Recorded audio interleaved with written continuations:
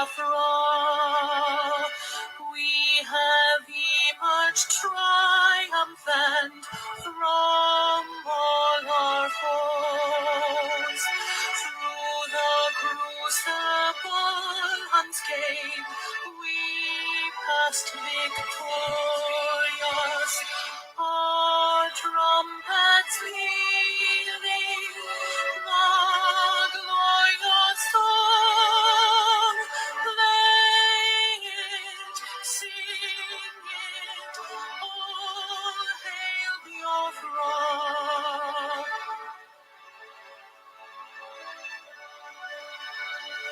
All hail Biafra, we shall always remember all that perished in the struggle for our freedom. All hail our heroes, our precious people, day and night, say them always, all hail Biafra.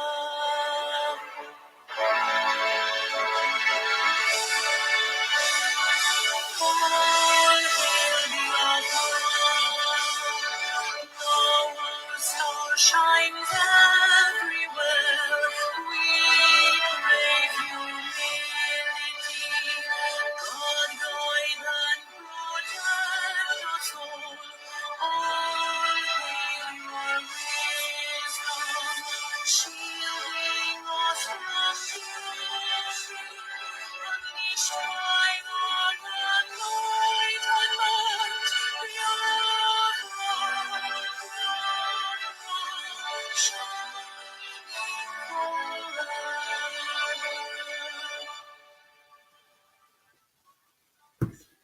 My great people of Biafra, good morning, good afternoon, good evening, depending on your location or anytime you are joining us. Please, as you are joining this program, I want you to share it, like it, so that other people will join.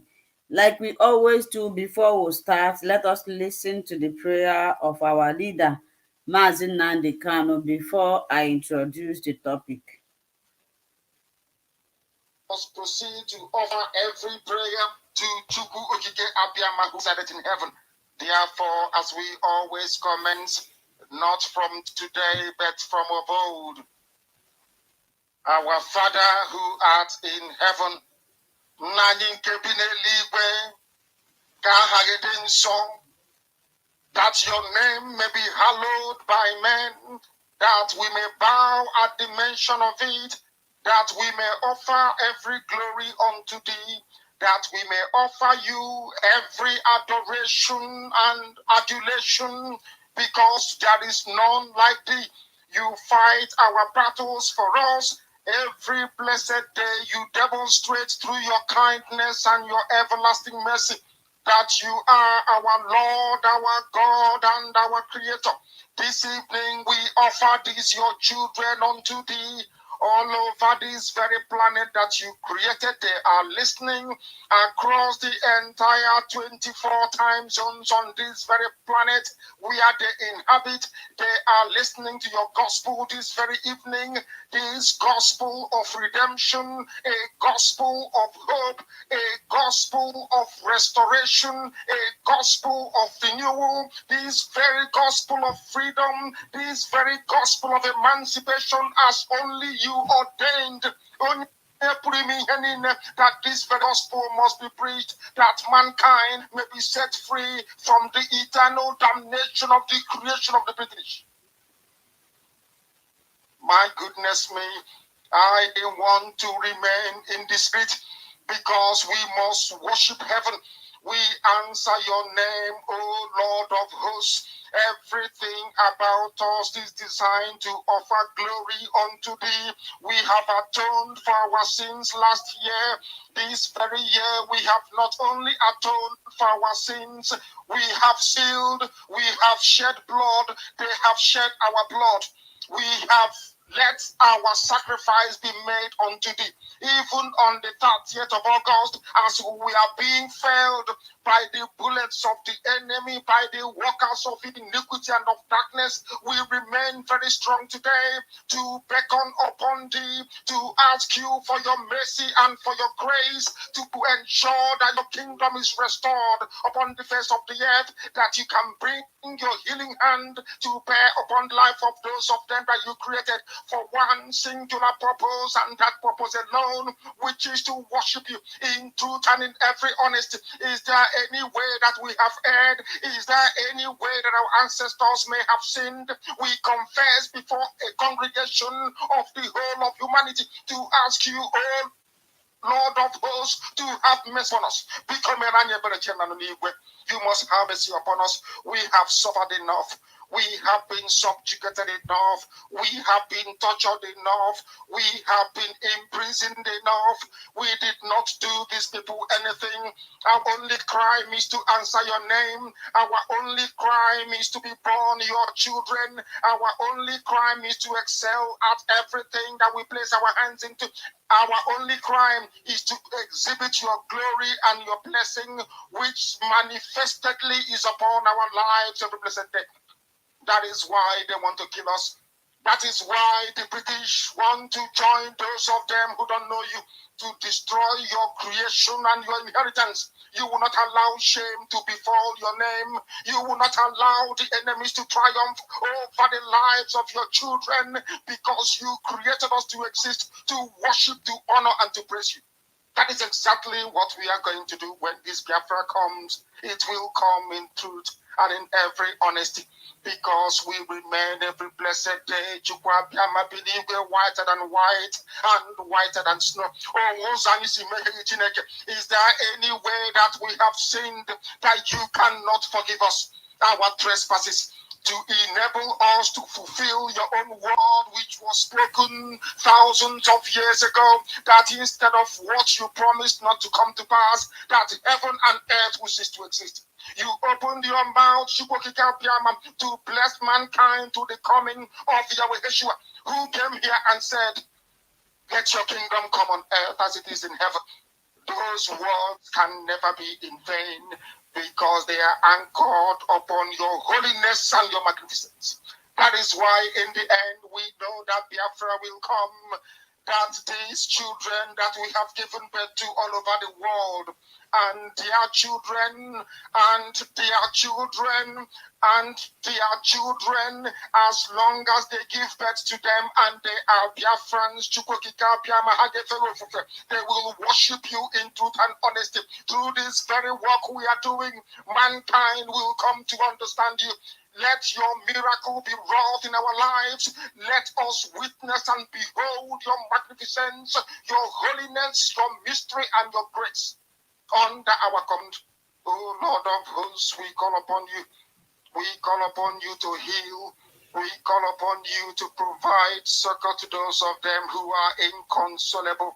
We ask you to come and strengthen those who are weak. We ask you to restore hope where there is hopelessness. We ask you for inclusion where there is destitution. We ask you for one brotherhood, one camaraderie, one bone, one blood, and one flesh of your children. The Efiks and the BBOs, the Ison, the Shekiri, the Isobos, and also those of them from Isobo.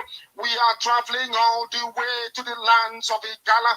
We are moving on from there to Idoma, to Igede, to the territories of the Igbo land. All these places we dedicate unto thee. All these lands of yours, we ask you to cover it with your mercy, because Biafra will come, and when it does, we will dance on the streets. I'm telling you, by the time that we are done, humanity will think that we are mad, we are drunk in your glory, and rightfully so, because your kingdom will come to rest upon this very earth. That very kingdom is the unadulterated, non-negotiable sovereignty of the Republic of Biafra, that your will may be fulfilled in our time. All this we pray, all these we ask for, in no other name apart from that name that belongs to you. I had in Ise, ise, Ise. ise.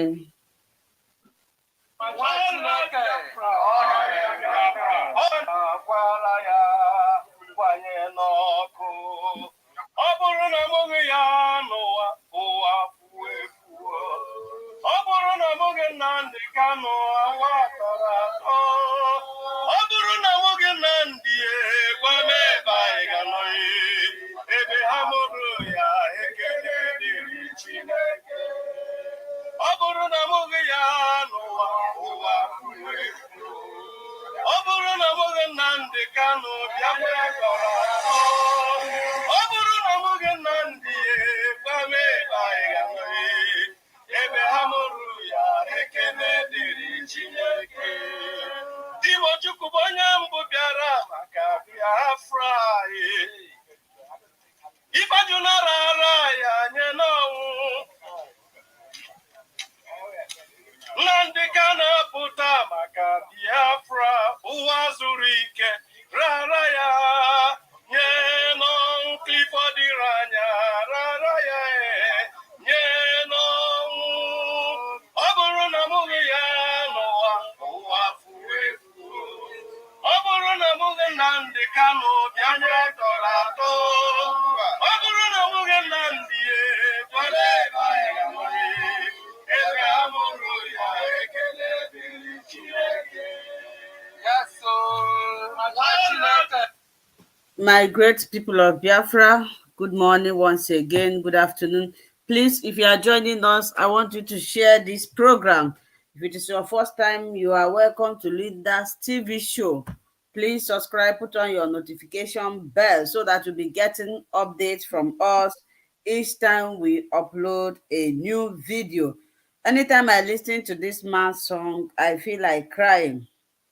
Ọ bụrụ na amụghị Nnamdị Kanụ, Biafrans, not even Owa, because the Western world, they are reading very well. There is a link here. This is called an interaction section. It's not only myself and Chuk Survivor who is already here that will be speaking. There's also WhatsApp line. You can call, please. Once you are calling, call to contribute. We are not here to gossip. We are not here to preach hate speech. We are not here to criticize anybody, but we are here to look for solution and also to promote and to tell the world what is happening in Biafra land, how Biafrans are suffering and how they kidnap our leader Mazi Nnamdi Kanu. So if you are calling here, please wear the cloth of your respect. Do not insult anybody. Do not use any foul language or any insultive language, and go straight to the point so that people who are watching you or listening to you will understand one thing from what you are saying. So today, Saturday, we have come again. Every Saturday is an interaction section where we summarize all the activities that happens within the week. So I'm going to be introducing the topic. One of my speaker is also here in the person of Chuk Survivor. I believe if you have been following me, Chuk Survivor shouldn't be a new person to you. My brother Chuk Survivor, you are welcome. The first thing we Thank are you, going to talk about is yesterday or day before yesterday, we celebrated the Asaba massacre. And but there's something that happens that baffles me. People who are claiming that they are following Mazi Nnamdi Kanu rules and regulation. When Mazi Nnamdi Kanu was at every of these days, he always celebrates Asaba massacre, but I did not hear it from people who claim that they are following him. And also those who try to observe this day, they were mocking him. So we are going to my brother Chuk Survivor or an elderly person, whether from WhatsApp or StreamYard, that want to call in to educate our people more about Asaba massacre. Please, the line is open. The next thing we are going to talk about is sit at home for this remembrance of Asaba massacre. And the issue that I want us to look at that is trending today is that there's a video I posted. I want to know that lady very well. The issue that is pending, that Mazi Nnamdi Kanu is begging Buhari for a political solution. I want us to discuss about this very well. And the last but not the least is that there will be no election in Biafra land. There is any video you see in this page or in this platform, I posted it for a reason. Sometimes I post Asari Dokubo's video, people will be angry. There was a video of Peter Obi. It seems it's coming to his brain that without the people of Biafra, that he's not going anywhere. There was a video of him speaking about IPOB. If you look at how he was talking, you will know the type of human being he is. When a man, somebody you know that naturally this person doesn't stammer, when he's talking and starts stammering, scratching his hair, or doing as if he lacks words, you know that this person is not serious. He just saying it for formality. Of course, they are politicians. So I'm going to welcome my brother Chuk Survivor to tell us more about this Asaba massacre, because I wouldn't tell you that I know much about it, except if I read it from history. Because during this period, I don't know if I was born or maybe I may be still small. So, Chuk Survivor, you know much about this. Please, can you educate our people? And can you also tell them the importance of this remembrance? I'm still looking for the video of Mazi Nnamdi Kanu when his speech during this remembrance of Asaba massacre, and why did other people, especially those who claim that they are following him, why didn't they observe this day? So my brother, you are welcome. The space is for you. Thank you, my sister. Thank you so much. I appreciate you for your effort every Saturday in We anchoring cannot this hear you. program. We cannot hear you. Can you unmute yourself? I cannot hear Unmute you. already. Can you hear me? Unmuted already. Unmute yourself. Can you? Unmuted. Truth Survivor, we cannot hear you. I don't know where the problem is coming from. Ah, can you hear me? Can you hear me? We can't. We can't. We cannot hear you. Okay, let me go out and come back again. So, I read a post before my brother took Survivor fix his gadgets.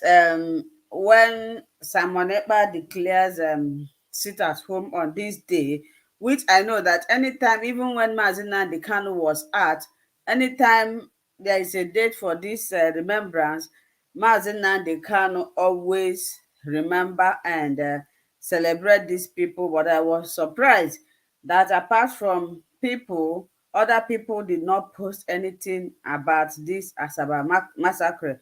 My question now is this: does it mean that we have forgotten? Or our people, we easily forget things. When things happen, we forget it so easily. Can you hear me now? Truth Survivor, what is the problem today? We can't Can you hear hear you. me? I cannot hear you. Uh-uh.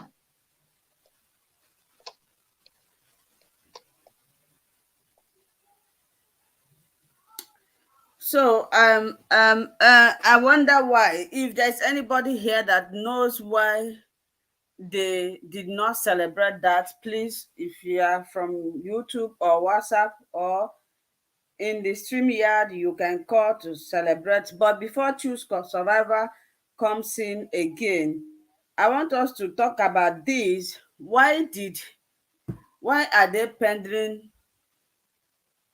People say they can hear him. Why am I not hearing Choose Survivor? Is it from my side?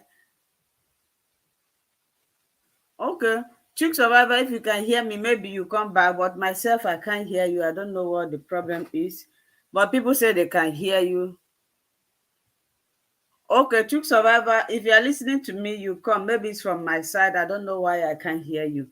So I don't know why they are spreading false news that Mazi Nnamdi Kanu is begging Buhari to fix a political solution. The only thing I saw, the only person that I saw that called Mazi Nnamdi Kanu that writes to Buhari is barrister is Ozokeme. Mazi Nnamdi Kanu can never beg, because there was a time he was for a political solution and they didn't listen to him. Is it now that after suffering that he will come and ask for political solution? There is this lady, a presenter, I want to know that lady very much, that is peddling the news. I watch her video again. She's still saying the same thing, asking her interviewer that does she think that Buhari will listen to Mazi Nnamdi Kanu? Mazi Nnamdi Kanu that I know cannot beg anybody after all this suffering. After all this suffering, beg anybody that he wants political solution at this deadly hour, at this hour that we are about to, go out from Nigeria. And I'm still surprised that some people are still believing that when Peter Obi wins, Peter Obi will change Nigeria. If they manage to dash Peter Obi presidency, can you speak now? People say they can hear you. Maybe you can continue. I don't know where the problem is coming from. I can't hear you.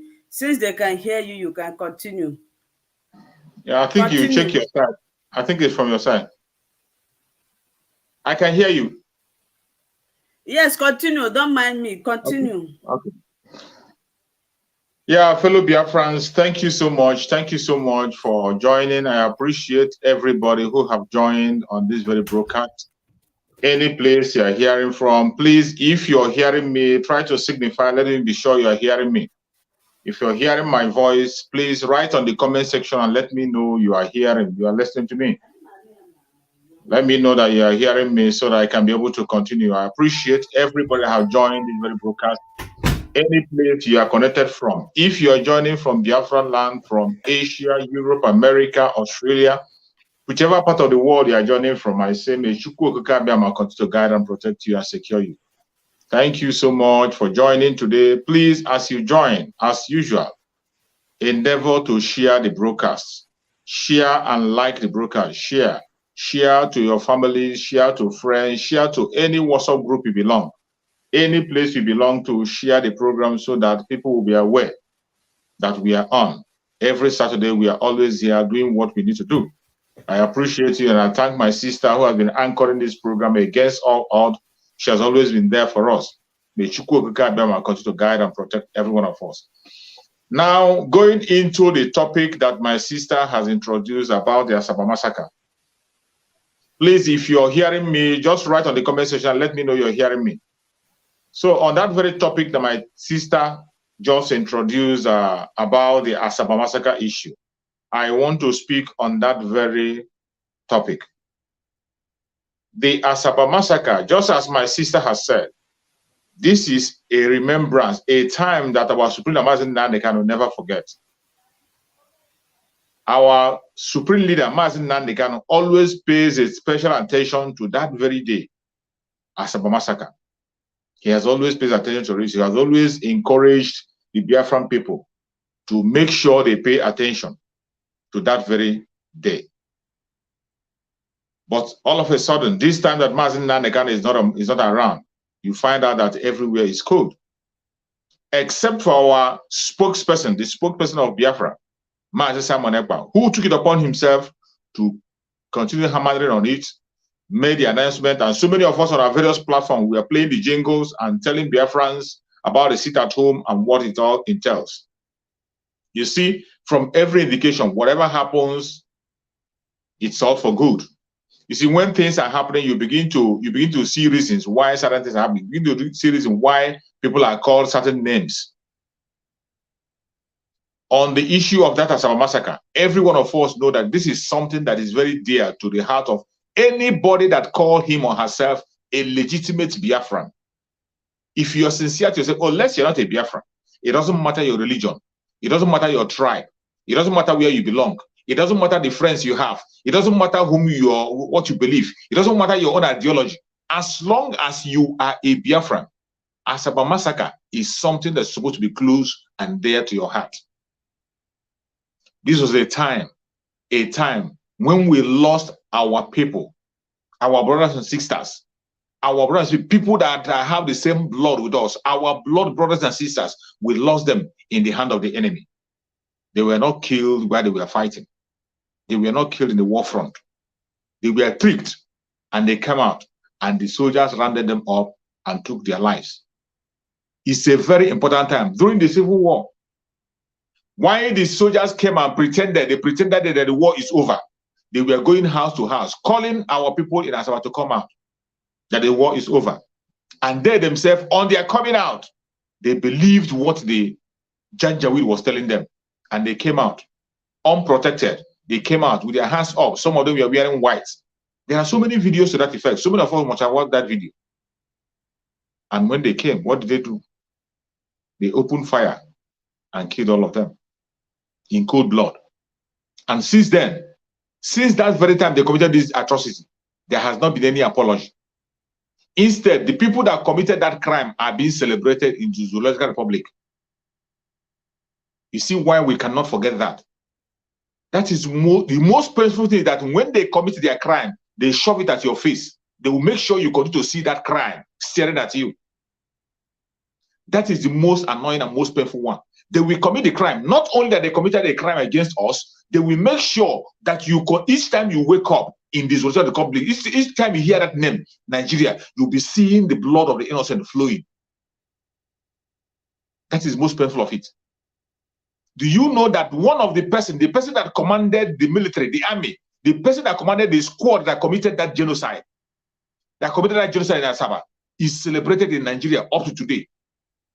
Murtala Mohammed, the person you see his name in the international airport, that anytime you fly in, you are being welcomed there. Anytime you talk about Nigeria, you remember that man. That man was the person who was in charge of the group that massacred people in Asaba. Now you begin to understand why we can never forget Asaba massacre. Why you must not play with it. This is a crime they committed against you, and they are shoving it to your face, and nobody have rendered any apology. As if that is enough. That is not enough. There are so many videos where the soldiers that participated in this crime, they never accept that it was a massacre. They never rendered apology. In short, they are not sorry that they took the life of innocent people. The videos are everywhere. I played some of the videos on my platform, where a soldier was saying that it wasn't a massacre, that it was a situation of war, that in war, anything goes. But every one of us knows that there is rule of engagement in a war. In war, there is rule of engagement. In war, you don't even kill, when you capture a soldier, unarmed soldier, you don't kill them. Prisoners of war, you don't kill them in war. You don't kill them. It's against international law. You don't kill a prisoner of war, let alone a civilian who was not fighting, without any weapon, who was even singing your own national anthem, welcoming you, unarmed. You open fire. And since that time up to today, nobody has been held accountable. Instead of holding people accountable, they are celebrating the people that superheaded and committed that crime. And the people who were part of the crime, they are bold to come to national television and tell you that it wasn't a genocide. They said it's a matter of war. In fact, one of the soldiers who participated was saying that if they had not committed that genocide, that more evil, that more thing would have happened against them, that they were afraid that if they didn't commit that genocide, that the Nigerian soldiers would have lost. So trying to justify the genocide they committed against the Biafran people on national television, and the video is everywhere. A situation whereby each day you wake up from your sleep, you fly into Nigeria, you land at Murtala Mohammed, you remember Asaba massacre. Once you hear that name, each time you remember to go to Nigeria, that is the first thing that will come to your mind. The man who massacred your own people is the man they named their international airport after, and they celebrate him. With this kind of evil that is meted against Biafra, and somebody will be somewhere rejoicing that people never celebrate, people did not remember it, that people do not observe silence on that day. Somebody will somewhere be happy I saw some people who were making videos, even when we know that the genuine Biafran for whom these people die for, every single they will start at home. The genuine Biafran start at home. They sit at home hell. But yet, you saw people who were on their own platform. They are happy that the Biafrans did not remember their fallen brothers and sisters. Innocent souls. This is how evil some people have become. And it is not ordinary. It is not ordinary for somebody to be rejoicing over the death of his own brother. Is it even if it is not your brother, is it a crime for somebody to remember the dead?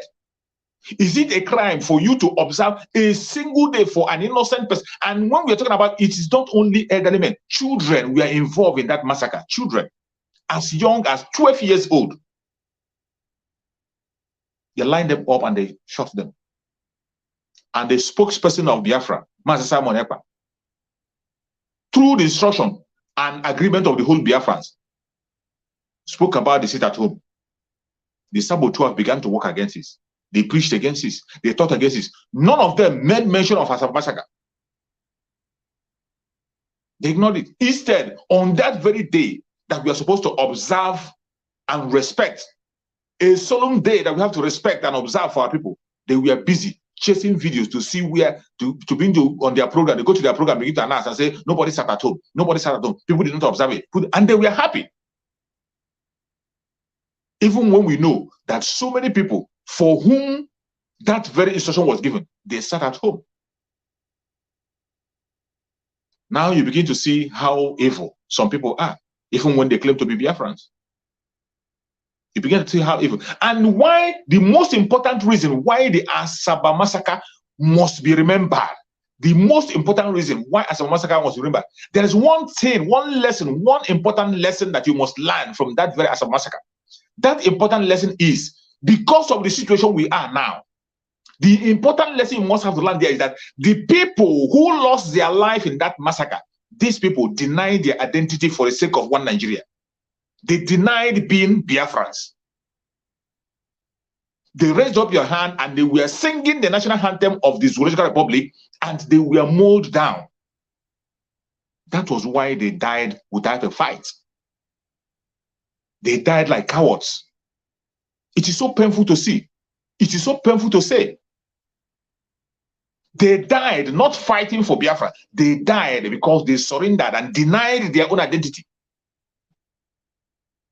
And it should be a lesson to every Biafran all over, any place you are in the old Southeastern region. It doesn't matter your religion. It doesn't matter your ideology. It doesn't matter your tribe.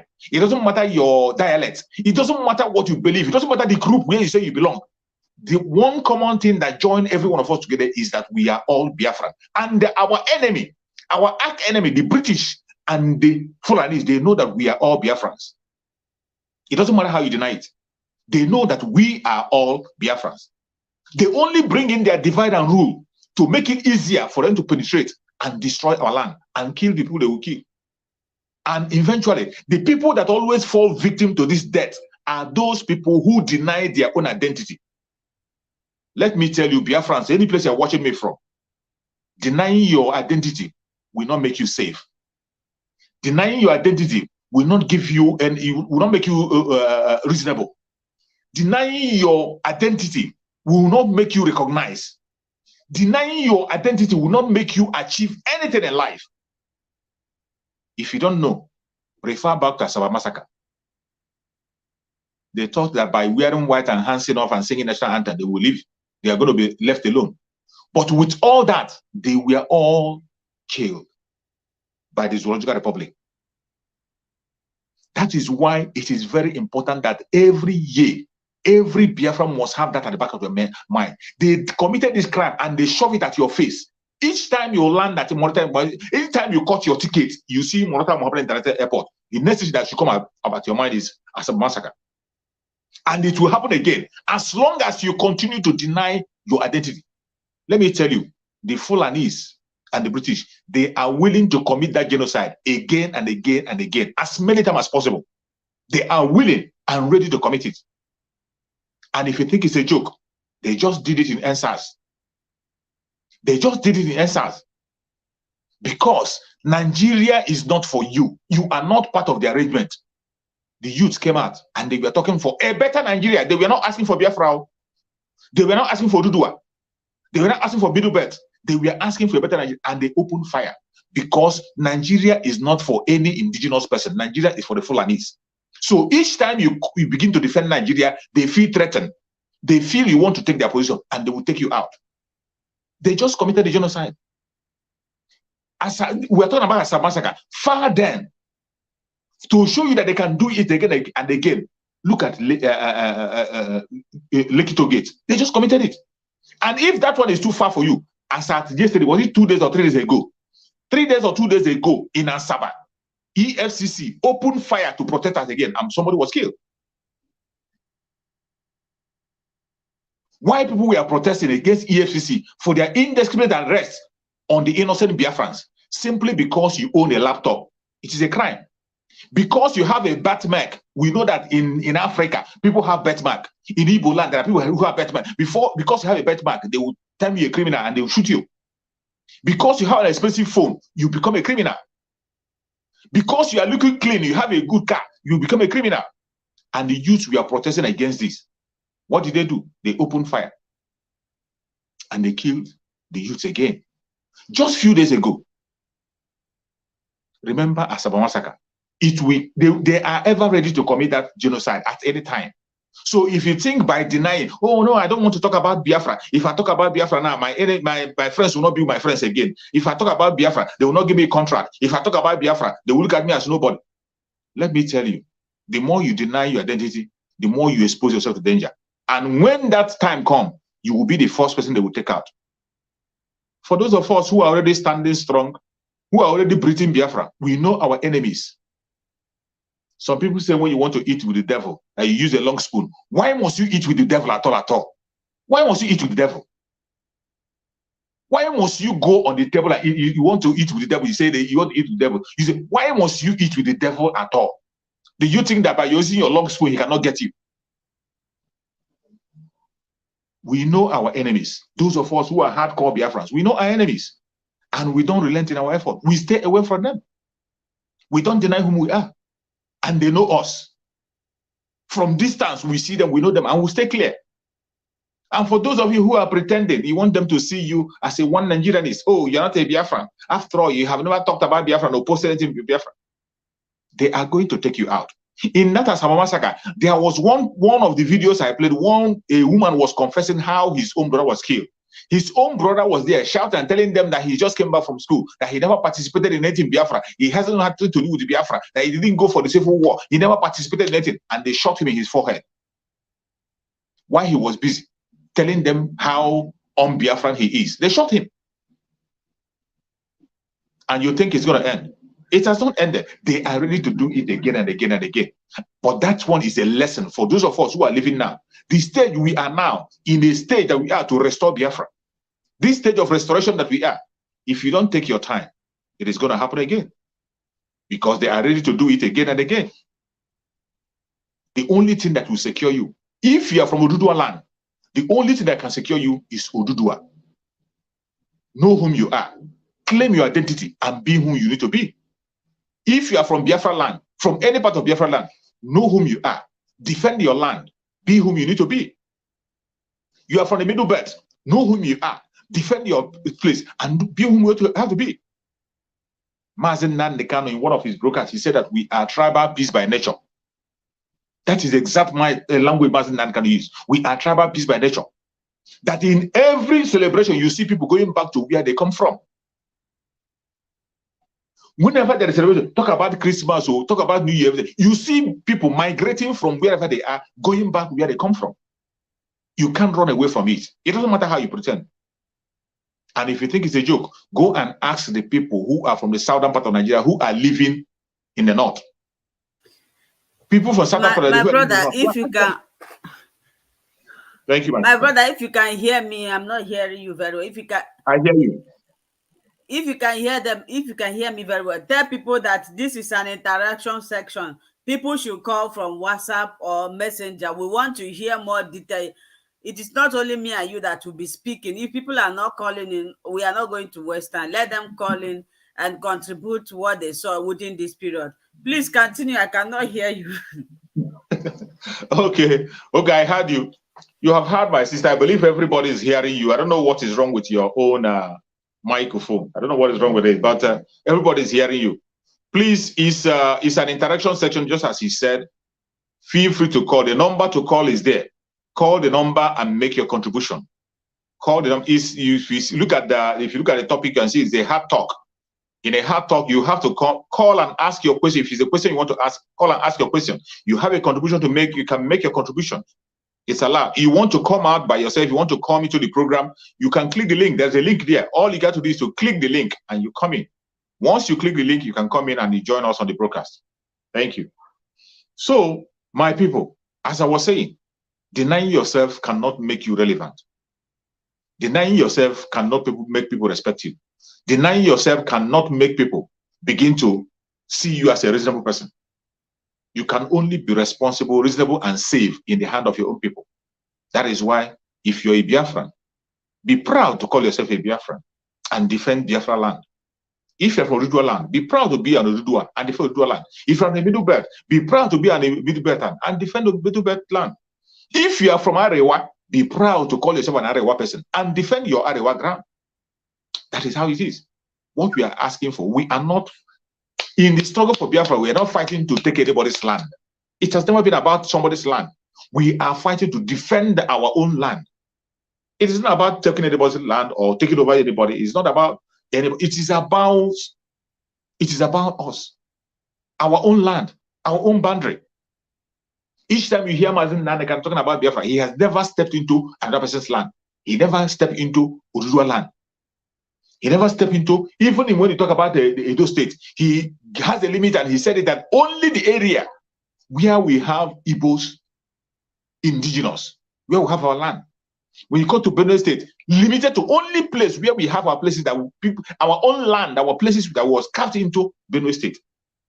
So the struggle is not about anybody's land or anybody's resources or anybody. And when it comes to resources, every state in Biafra land have their own resources. So it's not even about resources. It's not about domination.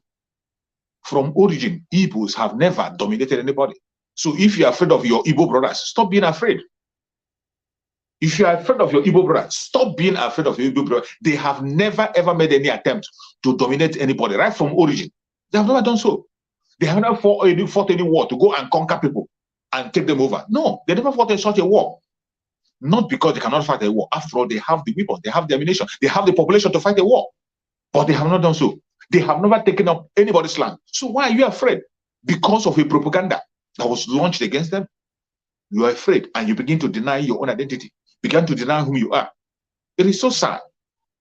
But that is the state and the situation we find ourselves. And we cannot continue on that level. We can't continue on such level. We can't continue. When you begin to see things that are happening and things that are developing today, the state that we're going in this struggle, this Asaba Massacre that just went yesterday, that we remembered yesterday, is something that had to be ringing a bell in your ear because we are in a critical time. We are in a very critical time where everything matters, where every one of us must pay attention. You're welcome, my brother Maxwell. Thank you so much for joining. I appreciate you. Thank you for joining. Yes, sir. Yes, sir. Sister Linda, good afternoon. Maxwell, you are welcome. Today I am like deaf, but I can speak. You are welcome. Thank you. God bless you. God bless you. Yeah, the other day I was absent. I did not see it on time. I felt bad. We miss you last week. I apologize. You're welcome. Okay. You're welcome. Thank you, sir. So as I was saying, on that very note, every one of us have to be up and doing. Denying yourself cannot make you safe.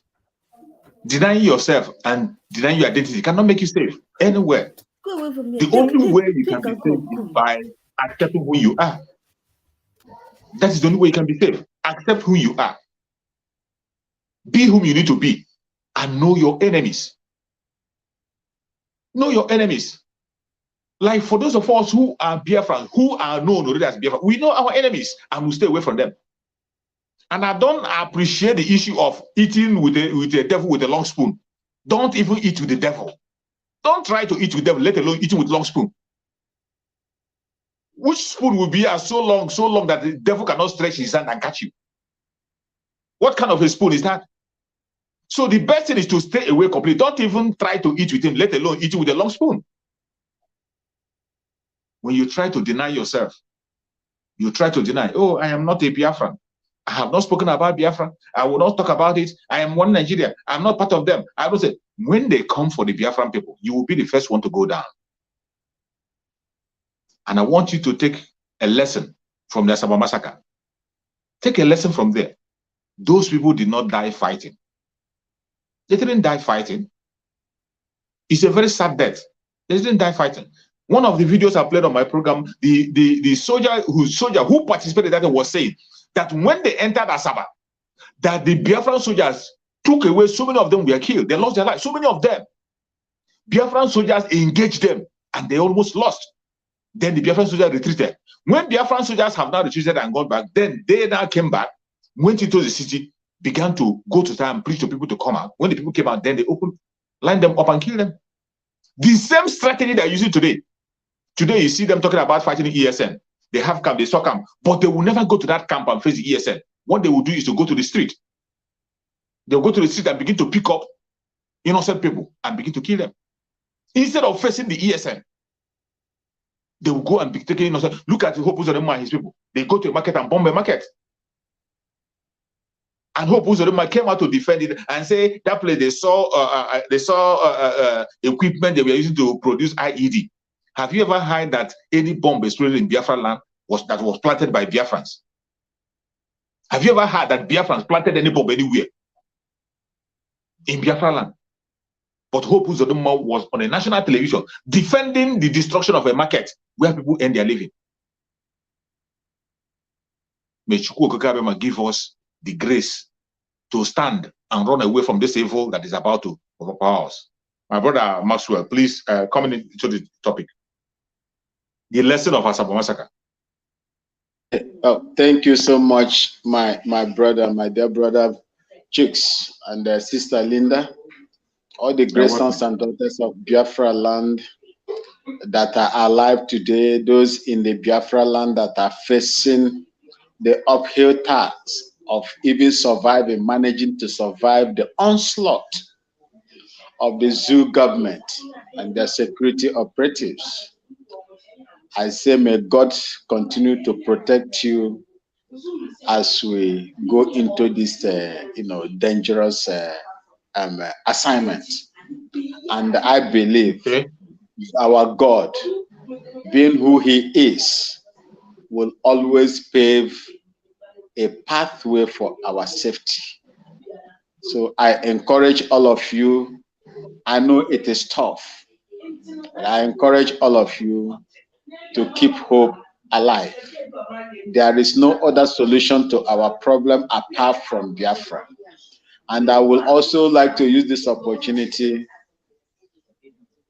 to ask God also to bless and keep the souls of the departed, especially those that were killed during the war, the Asaba massacre, and all the massacres that they have committed against the children of God. I say, may God take their soul and bless them as well. And may God never allow the hard work they have put in to go in vain as well. Give us also the strength to continue from where they have stopped. May God bless their souls wherever they are. You see, my people, like I always say, I am not a full-blooded Biafra, but if I will be coming out here to express my feelings and to speak to my dear cousins, aunties, and uncles in Biafra land, that should even spur most of the real Biafrans whose both parents are Biafrans up in order to take up the mantle, no matter how small it is. We have suffered so much. The worst thing a man or woman would do to him or herself is to deny himself his or her identity. Once you deny yourself your real identity, you have denied the influence and the love of God in you. You will be roaming the streets like an inflated ball on the surface of the river. That is exactly who that person is. I would like Biafrans to understand that the country we supposedly call our own has rejected us. They have made us second-class citizens. We are no longer proud to be in that country. What do we supposed to do? We have options. It wasn't us that created Biafra. Biafra was created before I was born. I don't know nothing about. I was born, grown up to meet Biafra. And I begin to inquire, what is the meaning of this Biafra? How did Biafra come about? My stepfather, my mother, the elderly ones that I met in Abia State, Obingwa local government to be precise, told me how it came and how we fought the war. My people, my immediate twin brothers, elder brothers, I lost one during that war. I lost one of them during that war. Majority, you know how Aba was. Aba was hot. Aba was one of the hottest places. This, what do they call it? MiG bombers supplied by Russia. That is why God is paying Russia how they are paying them today. And they will pay for what they did to Biafrans. They contributed to the killing, senseless slaughter of innocent children, not just through by the barrels of gun or bullets, but by starving them outright. They starved them, they suffered from malnutrition. Kwashako. Our people died. Those that are supposed to be engineers and doctors today, scientists, were killed simply because they were asking to be on their own. God will visit them with his vengeance. Same thing is going to happen to United Kingdom. Like Mazen Nnamdi Kanu said it, I will never forget this prophecy or a curse, I will call it. He said, if United Kingdom continue to play the part they are playing in Biafra land, God will destroy United Kingdom. And I've heard it again from a man of God that I always follow.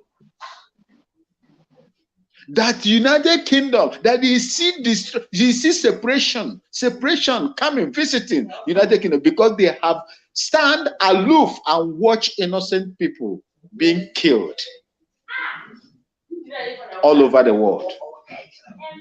That's exactly what I heard from that man. There is no difference from what Mazen Nnamdi Kanu said from the beginning.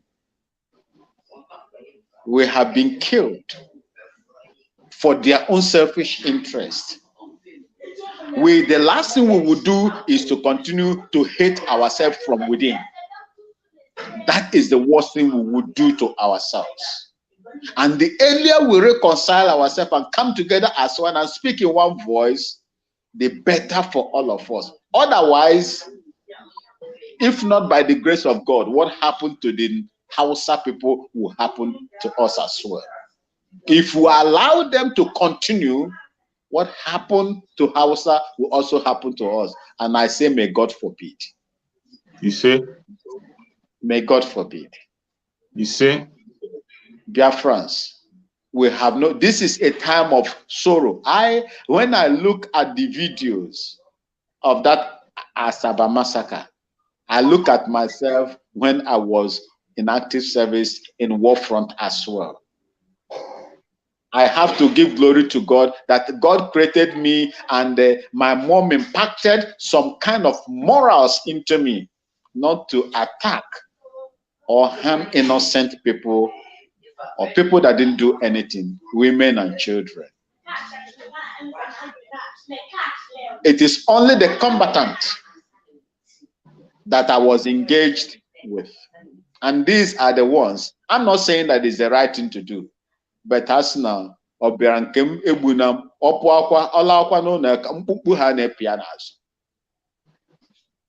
Yeah. So I will not sit down and for somebody to come and kill me. Of course. And I would like to tell Biafrans, we must not. We must not stand aloof and watch all these things happen to us. We must do what we can and leave the rest to God. And at the end of it all, we are going to forget about those miscreants, those that doesn't have the interest of this struggle and the restoration of Biafra at heart. People that have dined with the devil, people that have eaten from that pot, from that forbidden fruit, thereby standing against the real people that are forcing to get to their promised land. They will prosper for a short while, but they will be consumed. They will wither as sun strikes a flower, a blossom flower. They will wither just like that. They will never have control over us, and we will march forward into that new Biafra of our choice. May God bless you. May God continue to strengthen us in this agitation. Thank you. Thank you so much, my brother. Thank you so much. Thank you so much. We appreciate your contribution. Thank you so much. Thank you so much, my brother. And before we continue, there is a question somebody asked here. I'm sorry if I'm interrupting you people because I cannot hear you. There's some question somebody asked here. He said, what are people doing concerning Mazi Nnamdi Kanu's release? Well, I don't know what the person wants us to do. The whole this thing is that the reason why Mazi Nnamdi Kanu is still there is there is two factors or two problems or two things that is still keeping him there. The first one is that Mazi Nnamdi Kanu refused to sell Biafra. That is why you see him still there. If Mazi Nnamdi Kanu accepts to stop speaking about Biafra, he will be one of the richest man in the world, and he will come out and he will be celebrated. The second thing that made Mazi Nnamdi Kanu to be there now is because our people, majority of our people are not ready. I'm going to give you an example of Sunday Igboho. You see the politicians, they are following the Fulanis the way they are supposed to. They will come outside, they will criticize Sunday Igboho, but inside they are working to see to the release of Sunday Igboho. That is why you see Sunday Igboho coming out here. But our politicians, people who have maths, physical maths, not spiritual maths, that are supposed to work for the release of, look at Peter Obi now. Peter Obi do not want to speak about Mazi Nnamdi Kanu because of his political selfishness. He believes that when he supports Mazi Nnamdi Kanu or when he speaks about Mazi Nnamdi Kanu or Biafra agitation, that the northern part are not going to vote him in. You listen to the interview yesterday. That was why I posted the video. He was speaking as if he doesn't know how to speak again. Okay, since Peter Obi have started his campaign, have you forever once heard him saying anything about Mazi Nnamdi Kanu? No, because they think or he feels that Mazi Nnamdi Kanu would be an obstacle to him. Soludo, the same way, Soludo that they used to deceive Biafrans, that once Soludo becomes the governor of Anambra State, that he is going to release Mazi Nnamdi Kanu. The first time Soludo wins the election, how did he started? He started by criticizing and still working against Biafra and ESN today. So the person that is saying that, what are our people doing? The people that are working like Simon Ekpa. Believe you me, whether you believe it, some people attack me, they say you support Simon Ekpa. I'm not supporting anybody. Simon Ekpa is doing very well. When you do good thing, I will say you do well. When you do bad, I will criticize you. If it is not Simon Ekpa, Biafra agitation, Mili Ide Karibu, Gota, Biafra agitation might have forgotten. Mazi Nnamdi Kanu would have been history now. The only thing you'll be hearing, Don't mind that man that was in London speaking. Now they have captured him. What did his people do? They just abandoned him there. That is what you'll be hearing about Mazi Nnamdi Kanu. And believe me, Simon Ekpa awakens the spirit of people, the spirit of Biafra in people. He is working hard, but the enemies, they are not allowing him. It's just like when you are running and somebody is dragging you back, how can you get to your destination?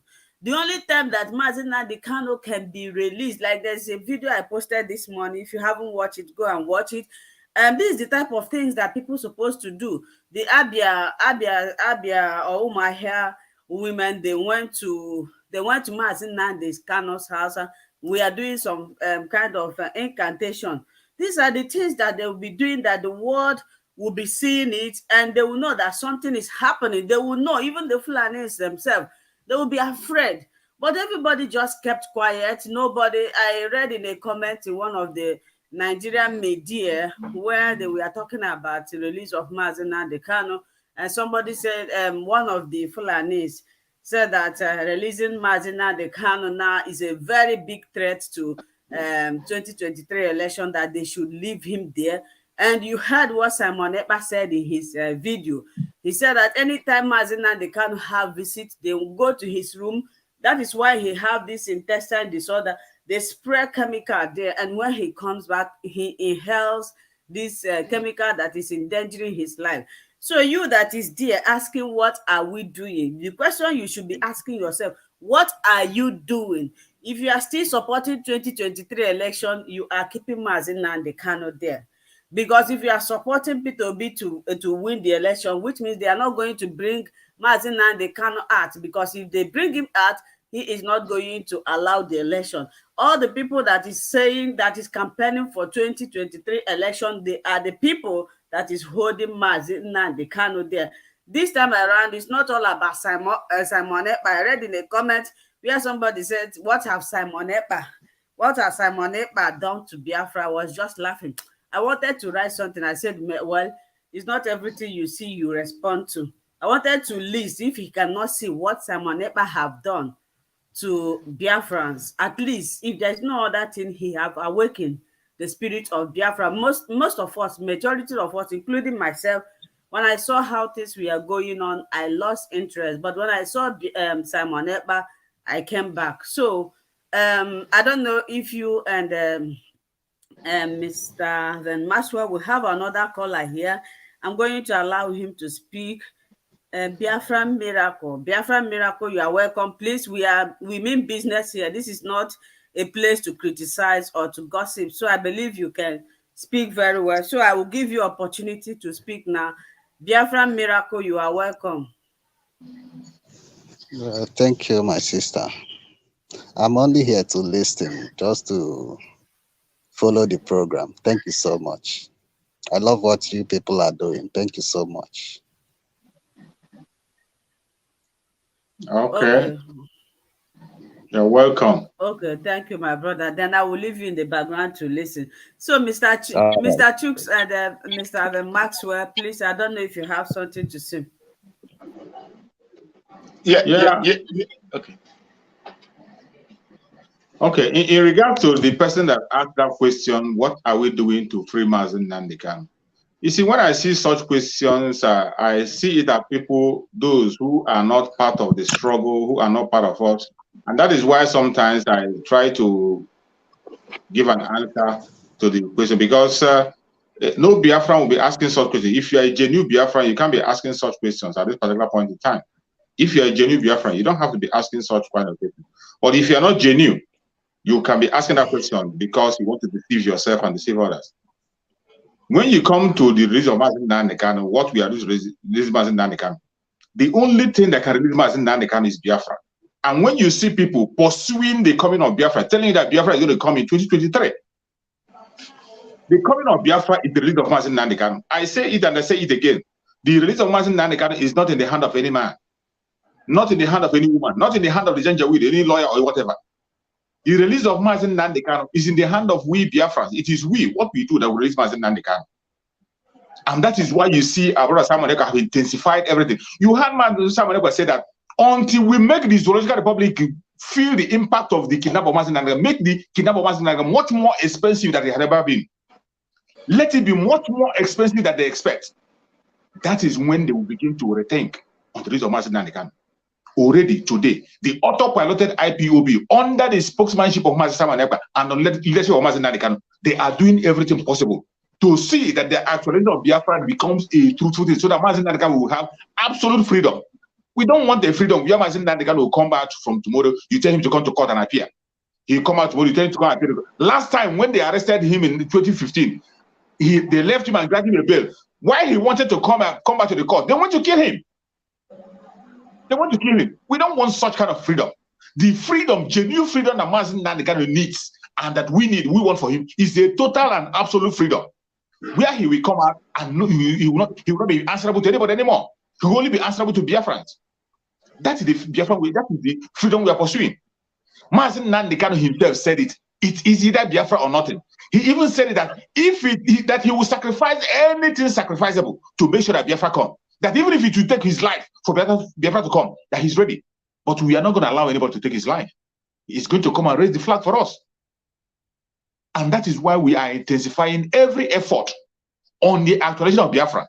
That is why I keyed in fully when Massacre said that Biafra is going to come in 2023. When I hear Biafra is going to come to 2023, what comes to my mind is that Mazi Nnamdi Kanu will definitely have his absolute freedom. And nobody can stop it. That is something we are doing.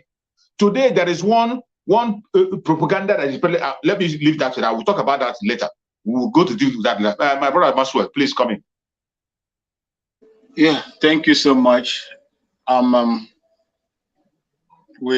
reason why we gathered here is to educate people. And when people ask questions, we try and answer them the best we can.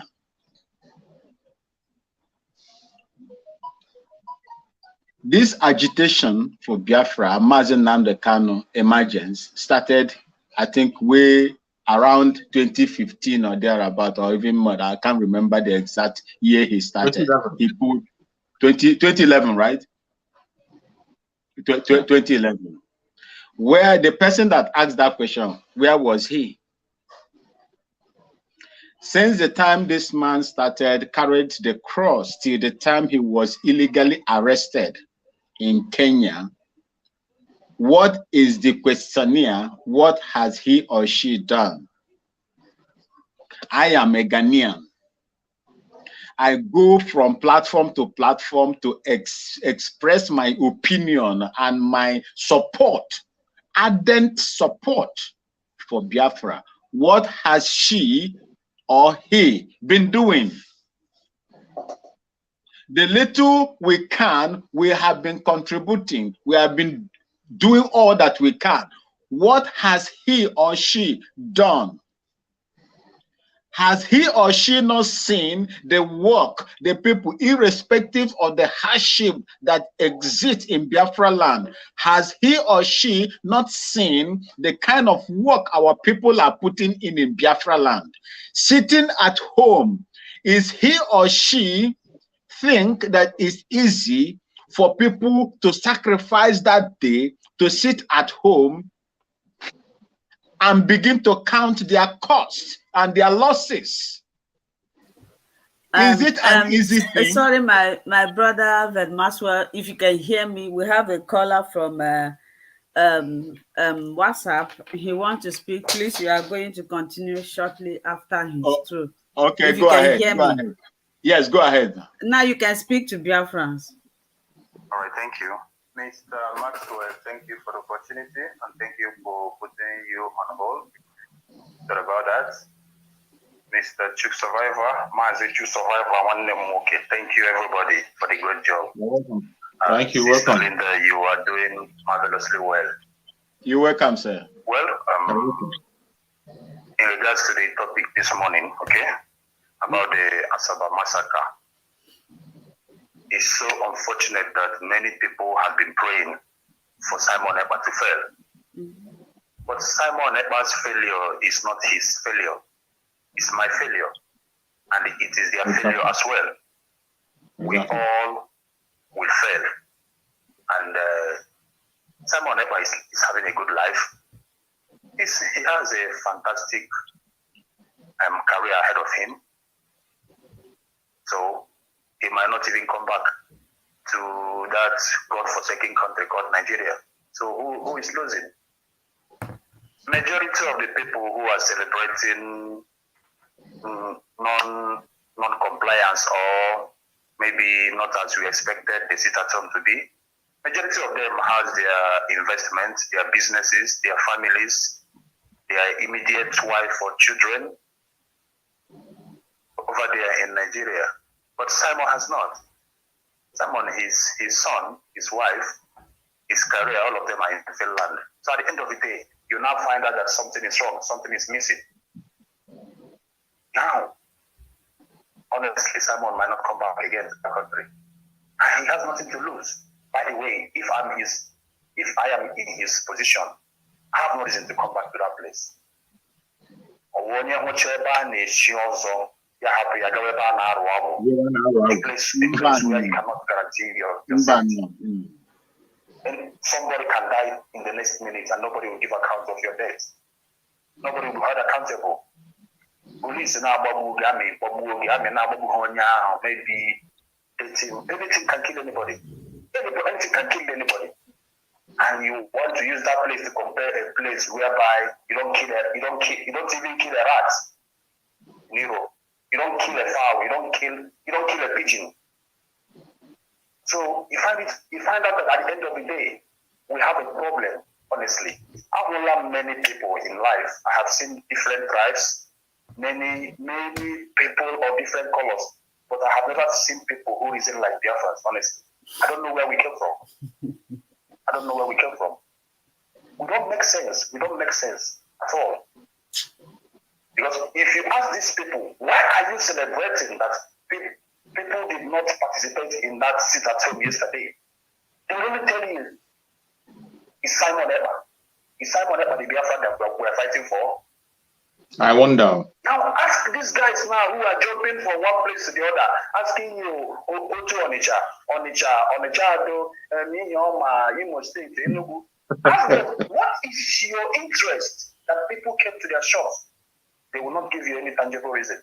Now you begin to find out that something is missing. Honestly, it breaks my heart that all this while Onyendu surrounded himself with wolves. Honestly. Now you understand that everybody, every animal that has been shouting, he say, Onyendu, Biafra, they are not human. They are lower than animals. Now, see, there is always a price for everything. Now, if Christ did not die, if Christ did not come and die, how can mankind receive salvation? Now, so Nnamdi Kanu is our salvation today. Exactly. He's bearing this heavy burden. Now, where I am so saddened is by the people that he surrounded his life with all this while. He helped many of them. Many were enrolled into universities, both in Nigeria, in other African countries, in Europe, all because of IPOB. Now, those people, they are backstabbing Nnamdi Kanu today. That is where I am so saddened and I'm so heartbroken. Little did any one of us know that Nnamdi Kanu has been all alone. Now, God intentionally decided to take him away from us for the time being, for us to see the people we are fighting with. Because if Nnamdi Kanu is still the leader of IPOB, like he's still available for us, he's still leading this movement today, not in this region. Nobody will find out that these are the people he has been surrounding himself with. Can you believe that Chikedozie is this wolf? You will never believe that. Can you believe the other guy, Ike Chuku, the guy that Nnamdi Kanu was paying his university fees? Can you believe that? How in this life will you ever phantom, will you ever believe that 90% of Biafran agitators who has been working closely hand in hand with Nnamdi Kanu, they are victorious? 90%. If the ratio might be more than that, even 95% of them, they are not real. They are not real. They are double agents. Every information Nandekalo shared with them, they will pass it out to the Nigerian government and collect money from them. And they will still be crying of hungry. Nandekalo will still be paying their bills and feeding them at the same time. How can you ever find out that such a life exists? Now, Nandekalo is a good man. But I can assure every Biafra, rejoice, for joy cometh in the morning. Better day is coming here, because if Nandekalo is here today, we can never get Biafra, but Nandekalo is still here. I agree with you. Because he's a good man. He's a good man. He doesn't have that heart of a lion like Simon Eber. Simon Eber is a nightmare for all these motherfuckers. Sorry for my language. Simon Eber Simon sleepless night. You know why? See, God presented them with a good man, with a good heart. They said no, that they want a beast. I'm glad Simon, in one of his broadcasts about 3-4 days ago, it made it clear to them that the beast in me, but I'm still on my way coming. Simon is a beast, and I'm happy that he has made it clear to the Nigerian government and to some people who wants to know. They will wish that they didn't kidnap Nandekalo. They will exactly. wish Simon is a soldier, and soldiers are not peacemakers. Nandekalo is a peacemaker, he's a civilian. He loves peace, but I'm glad Simon Eber is somebody who is leading this movement. Take it or leave it, Simon Eber is leading the movement. And Simon Eber is a soldier. Nigerian government would understand that they made a mistake. They shouldn't have kidnapped Nandekalo. They should have allowed that innocent time. But in other way around, just like when Christ died, people were crying. But just to fulfill the prophecy of God, that mankind might be saved. Yeah. He was not supposed to die, because he broke the heart of many people that he died. But he died just to save people at the same time. Nobody can have it two ways, but Christ have it two ways. That is exactly what is going to happen in this struggle. As for this minority, these guys who has been working for Nnamdi, with Nnamdi, what Judas did is even better. If you ask me today, they should start preparing that road that Judas took. I don't want to mention that road here because of YouTube, but everybody listening to me should know what Judas did after he sold his master. That is what I will advocate for all of them. Chikedozium, all of them, every one of them should just take that road. I am optimistic, no matter how painful it is today, no matter how tough my sin today, must get our destination. Must get Biafra. No matter what happens, there is no going back. Many people will die, sure. Yeah. Many have died already. So more are still going to die. But one thing I am 100% sure is that we must get Biafra, because we are not like Nigerians. God will never allow all these people that who have paid the highest price to remain Nigerians. We are not Nigerians, and we can never accept to be Nigerians. We are Biafrans. By the way, how many outside? So there is not how somebody who has nothing in common with me will live with me. They don't know my culture. They don't know they have nothing. I have nothing similar with them. I have nothing in common with them. So Chukwu Bikabiyama would never allow all our suffering to be in vain. You see? For somebody like Peter Obi, exile, and don't weaken a chair and do it here. For anybody who has a hand, directly or indirectly, the death of every Biafra will never go punished. No matter how long it takes. No matter how long it takes. One thing I want to let people understand is that Biafra has people who doesn't forgive. I am one of those people. I believe forgiveness is only meant for God. We'll never forgive anybody who takes the life of a Biafra just to please the Fulani. But then the good news remains the same. No matter how saddened we might be today, we must always have something at the back of our mind that for God to take God asking Mazin Nandikalu to take a back seat because he's not going to die. God only Never, gave him never. to say, sit down, my son. Yeah. God says, sit down, my son. Let somebody who has the heart of a warrior get this Biafra because I again went there through preaching of love and happiness. No. Again went there. No, we'll only get this Biafra with somebody who is a beast. And Simon Edna. So grateful to God for bringing me in. People are money and know. Mba ha na-enene Simon Ekpa anya ha che no nwoke. I call him Abacha. There mgbe mmadụ na-agba bọọlụ some time ago. There is one player, man, many guys know him. Onye Abacha, Abacha. So Simon Abacha. So people doesn't know him well. So, but then there is no pain, no glory. Again, when at the end of every suffering, there must be something to show for it. So everything I got to get now, we must always smile at the end of the day because I can see the light at the end of this tunnel. So Sister Linda, keep the good job going. Every one of you choose survival and buy Maxwell, Mama Deo. Okay, still remember. And there is always a reward for every one of you, okay? There is always a reward for every one of you. Let's keep the fire burning. We can never repent. Thank you so much. We must get our destination very soon. Thank you, everybody. Thank you so much. Bless everybody, okay? That reminds me. I was the caller that called 2 weeks ago.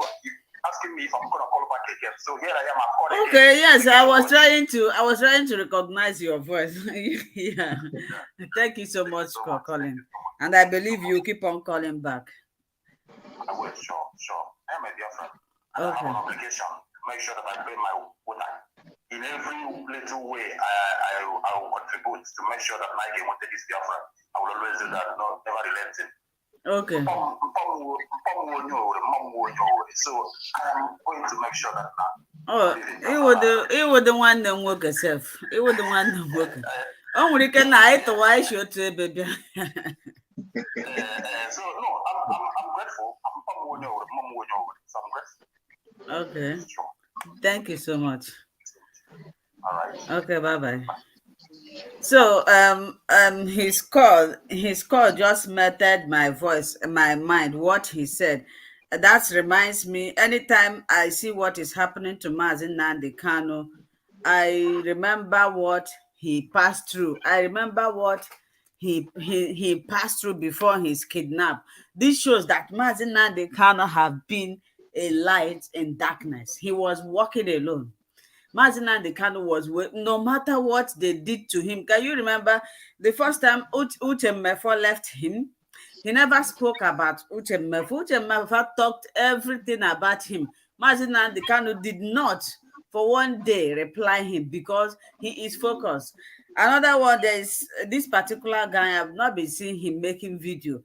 This guy was like as if Mazin Nnamdi Kanu is the devil we have in this world. Every time Mazin Nnamdi Kanu never listened or responded to him. Mazin Nnamdi Kanu, the first election he said they will not have.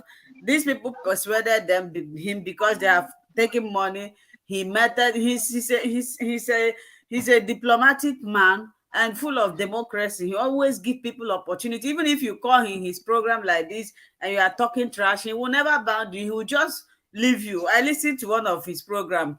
I don't know if that is an Igbo man. The person called and the person was like, Mazi, you are deceiving us. You are deceiving us. You said that Anambra election will not hold. All of a sudden, you cancel the election. Now, which one do you want us to believe? He didn't ban him. He just kept quiet and listened to him. After the man might have finished speaking, he said to him, have you taken your bed? The man was shocked. He said, have you taken shower this morning? The man kept quiet and later he said, no. He said, okay, go and take your shower. And that thing that you are smoking, stop it, it's affecting your brain. That was the answer he gave to the man. So sometimes I laugh. Each time I replay, if you people want to listen to the program, I can play it here. So Mazi Nnamdi Kanu is just like an angel, you know, angel in the means of Satan's walking. Maybe that is why God allowed this to happen, for us to see what is happening. They presented to us just like Adam and Eve in the Garden of Eden, when God gave them everything, asked them, instruct them not to take this, and they preferred the other way around. Now they never knew that somebody like Simon Ekpa will emerge. They never knew. They didn't see it coming. They never knew, honestly speaking. If they were to know that Simon Ekpa, somebody like Simon Ekpa, they wouldn't have done this to Mazi Nnamdi Kanu. And believe me, no matter how small they think that Simon Ekpa is, that guy is very, very dangerous. Simon Ekpa will also somebody who have served as a sniper in the foreign land. Even if they kidnap him, somebody was telling him, come to Nigeria. Now is he sitting there making noise? If Simon Ekpa comes to Nigeria, they wouldn't do him anything.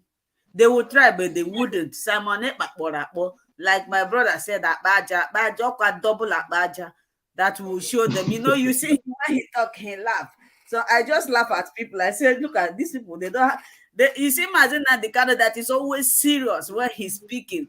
Mazi Nnamdi Kanu's heart is just like butter. He may be serious talking because what he's saying is very, very important to him. You may think that the way his voice, his face looks like is the way he is inside. Mazi Nnamdi Kanu is the simplest man you can see. Very understandable. But you see Simon Ekpa that will talk like this, he will laugh. You guys think it's ordinary laugh. Well, don't worry. As time goes on, you know, he's not talking about no election, and they are taking him as a fool. Every day he gives order because the order is not coming from the Almighty, which I don't know. They think that the order shouldn't hold because it's not coming from them. Now they haven't understand until the election day. They will know. They will say, "Wow, so this guy is serious like this." So, my dear brother, Maxwell, sorry I interrupted you when you were speaking. You can continue what you were saying. Thank you so much, and I salute totally my brother that called. In fact, he spoke from the depth of his heart, and I believe he spoke the mind of all Biafrans that love peace, that want Biafra to come. You see, what I was telling this man is this: for to answer his question directly, there is nothing we can do.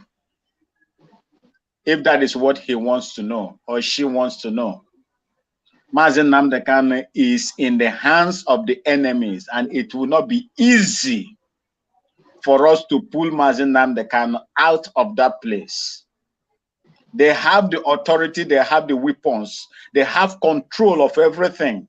It is only a person that never served in that army. I served there for 18 years, and I know what I'm talking about. Once they hold you, they hold you. There is nothing anybody would do. But all what we should understand is this: I am a spiritual person. I don't frequent to church, but I believe in the words of God. I am a spiritual. Look, the Bible says that everything worketh for good to them that love God, whether it is bad or good. You must believe. If you are following the footsteps of Christ and God himself, you are obeying God. You must obey his words too. Do you know what could have happened to Mazi Nnamdi Kanu in UK if he did not move away from there to Kenya? Do you know the plans, the secret plans of those that he surrounded himself with? Yes, those people he surrounded himself with were people that I believe that do not have the same ideology. They were just yes sir, yes sir, yes sir, lip service people. They were just all lip service. Do you know the secret plan they were planning? Nobody knows, because we cannot see beyond our noses. Look, when God asked Abraham to move, how did Abraham move? Abraham left. He didn't ask no question. Even when he got, they wanted to take his wife. God designed, God provided a path for him to escape that as well. So we must speak. The war we are fighting, this agitation is spiritual, my people, and we must take it spiritually. We will do anything that we can do, humanly possible, but the spiritual aspect of it is what is going to pull Mazi Nnamdi Kanu out of that very place. He was prepared. I think, is it about 105 or 130 days fasting and prayers he observed before these things happened. He was prepared spiritually. So forget about Mazi Nnamdi Kanu. Anytime I look at what Mazi Nnamdi Kanu said in the past and what he is going through today, I rejoice that God gave us Mazi Nnamdi Kanu. And if it were only him alone, all this thing didn't happen. Do you think that all this exposure now that we are seeing will ever happen? No, it will not happen. Do you know that if Mazi Nnamdi Kanu was still there with us, do you think that people like Simon Ekpa, my comrade, a fellow retired soldier like me, would even be doing what he is doing today? The answer is no to me. God has a way of doing his own things, and in his appropriate time, he fulfilled his promise on his people. Nothing will happen to Mazi Nnamdi Kanu for you that ask that question, and there is nothing much we can do. Do the sit at home. That is the primary responsibility and what you can contribute. Sit at home just for that one day. It is not difficult for you. There are so many people that are still behaving like the Azekas. There are so many people that are still behaving like Igbokwe's. There are so many people that are still behaving like Soludos. They are still living within us. And that is the worst war, the worst enemy that we will have. Like I said, most of our people that are over there, if we do not start to begin to prune the ugly teeth in our mouth, there is nothing we eat that we will enjoy it. That is my own position. So my brother, my sister, whoever you are, do what you can do and leave the release of Mazi Nnamdi Kanu in God's hands and his lawyers. That is what I will advise you to do. Think of what you are going to contribute into the Biafran, a restoration than what any other person or Mazi Nnamdi Kanu will do for you. Thank you and God bless you. You're welcome, my brother. You're welcome. You're welcome. Thank you so much. You have spoken very well. You have spoken very, very well, and I appreciate you for your contributions. And just like you said, there is no much thing to say. You've said it all. You've answered it all. There's no point putting more words into it. Those of us who are Biafrans, who know what we want, not only Biafrans, anybody that knows what freedom is all about, all over the world, they know what we are fighting for. And nobody that knows what freedom is all about to be asking, what are we doing to free Mazi Nnamdi Kanu? Every living being, if you don't have eye to see, you have ears to hear. You don't have ears to hear, you have eye to see that things are happening on the ground. A lot of things are happening. And Biafrans are not relenting. We will never, ever forget our Supreme Leader Mazi Nnamdi Kanu over there. Everything that Mazi Nnamdi Kanu said have come to pass. One of the things that I was praying for a very long time not to come to pass was when Mazi Nnamdi Kanu said that he is not going to betray us, but we are going to betray him. I have been praying that it never happened, but eventually it happened. We betray him, and so many of us are still betraying him up to today. So many of us are still working tirelessly to see that Mazi Nnamdi Kanu is not released. Exactly. That is why when you go to their platform, you see the kind of program they are hosting their platform. Each time anything is being instructed, each time any civil disobedience is called upon in favor of Mazi Nnamdi Kanu for the coming of Biafra, they will go to their platform and begin to speak against it. My brother Chooks, I'm sorry again, I'm going to interrupt you. We have a caller from WhatsApp. he wants to contribute, and I think this one is coming from Nigeria. So my brothers, Biafra is listening to you. Can you speak? Okay. Good morning, all. Brother Chooks, good morning. Good morning, Mrs. my Linda, brother. good You're morning. welcome. And my brother, good morning.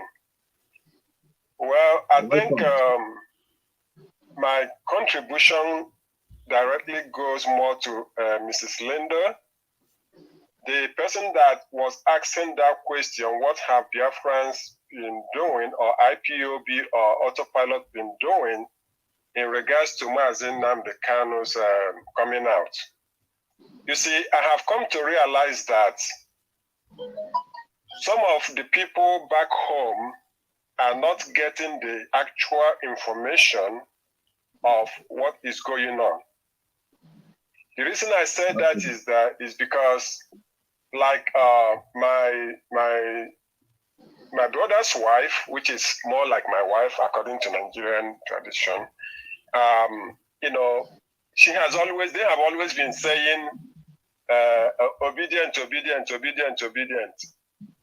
So one time I spoke to her, I said, look, all I'm telling you is no election in Biafra land come 2023. I'm not telling you what to do, but if anybody or any of your people or anybody you know decides to go and vote, whatever they see is what they will get.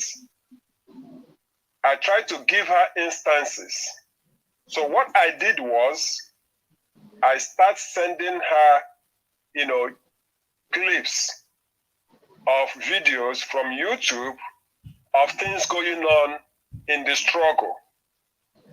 Because you see, these people still have Radio Biafra. That's Even right. though they do, that is what some of our people are listening to. Coupled with the zoo media. So all they do is listen to what they have access to. So I think when people ask that kind of question, it's good to, first of all, ask them, where are they located? If they are located in the zoo, okay, we have to find a way to be sending such people videos to listen to. After my brother's wife listened to videos, just yesterday was Friday. Yeah, yesterday afternoon, I spoke to her, and she was like, wow,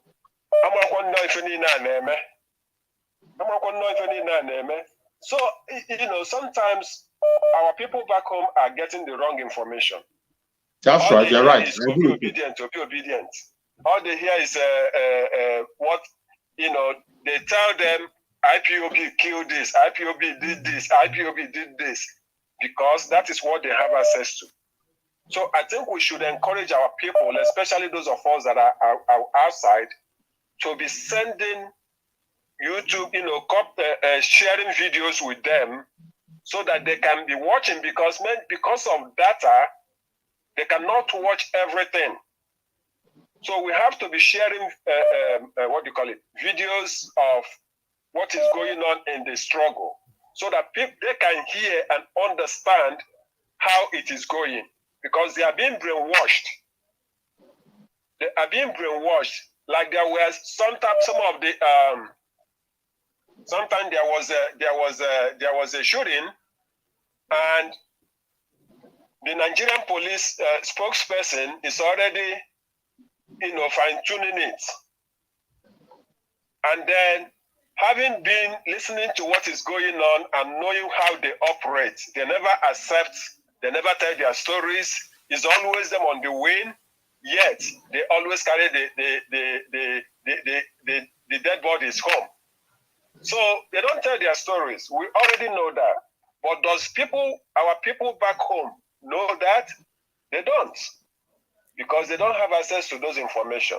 So I would think and suggest that, you know, our people will try to, at least those, it's not like every video, because like some, I know I told her, I said, I can't feed you all the videos, because your paycheck is only going to be going to data. but I send you what I think is vital, for you to know. So that is something I'm suggesting. And in respect to what the last caller said about Simon said, Nea utipa buaja. Nandi akuraka na tipa buaja. So he said it clear. And he told them recently, Niati go hanite, she hanoko, Nagana asu, and Nayano eba. So Oko Yado, Onyendu Yapota, Biafra will come. You see? Because from the look of things, they are sweating. Exactly. It's not as easy as they were thinking. And unfortunately, him that I would that like the brother said, we the Biafrans are what you want.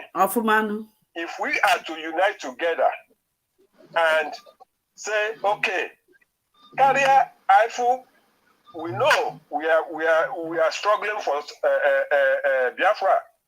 I'm a no yabarai, but because now we're a friend in our local government chairman or senator, then we put Biafra behind because now I'm not banye or a contract.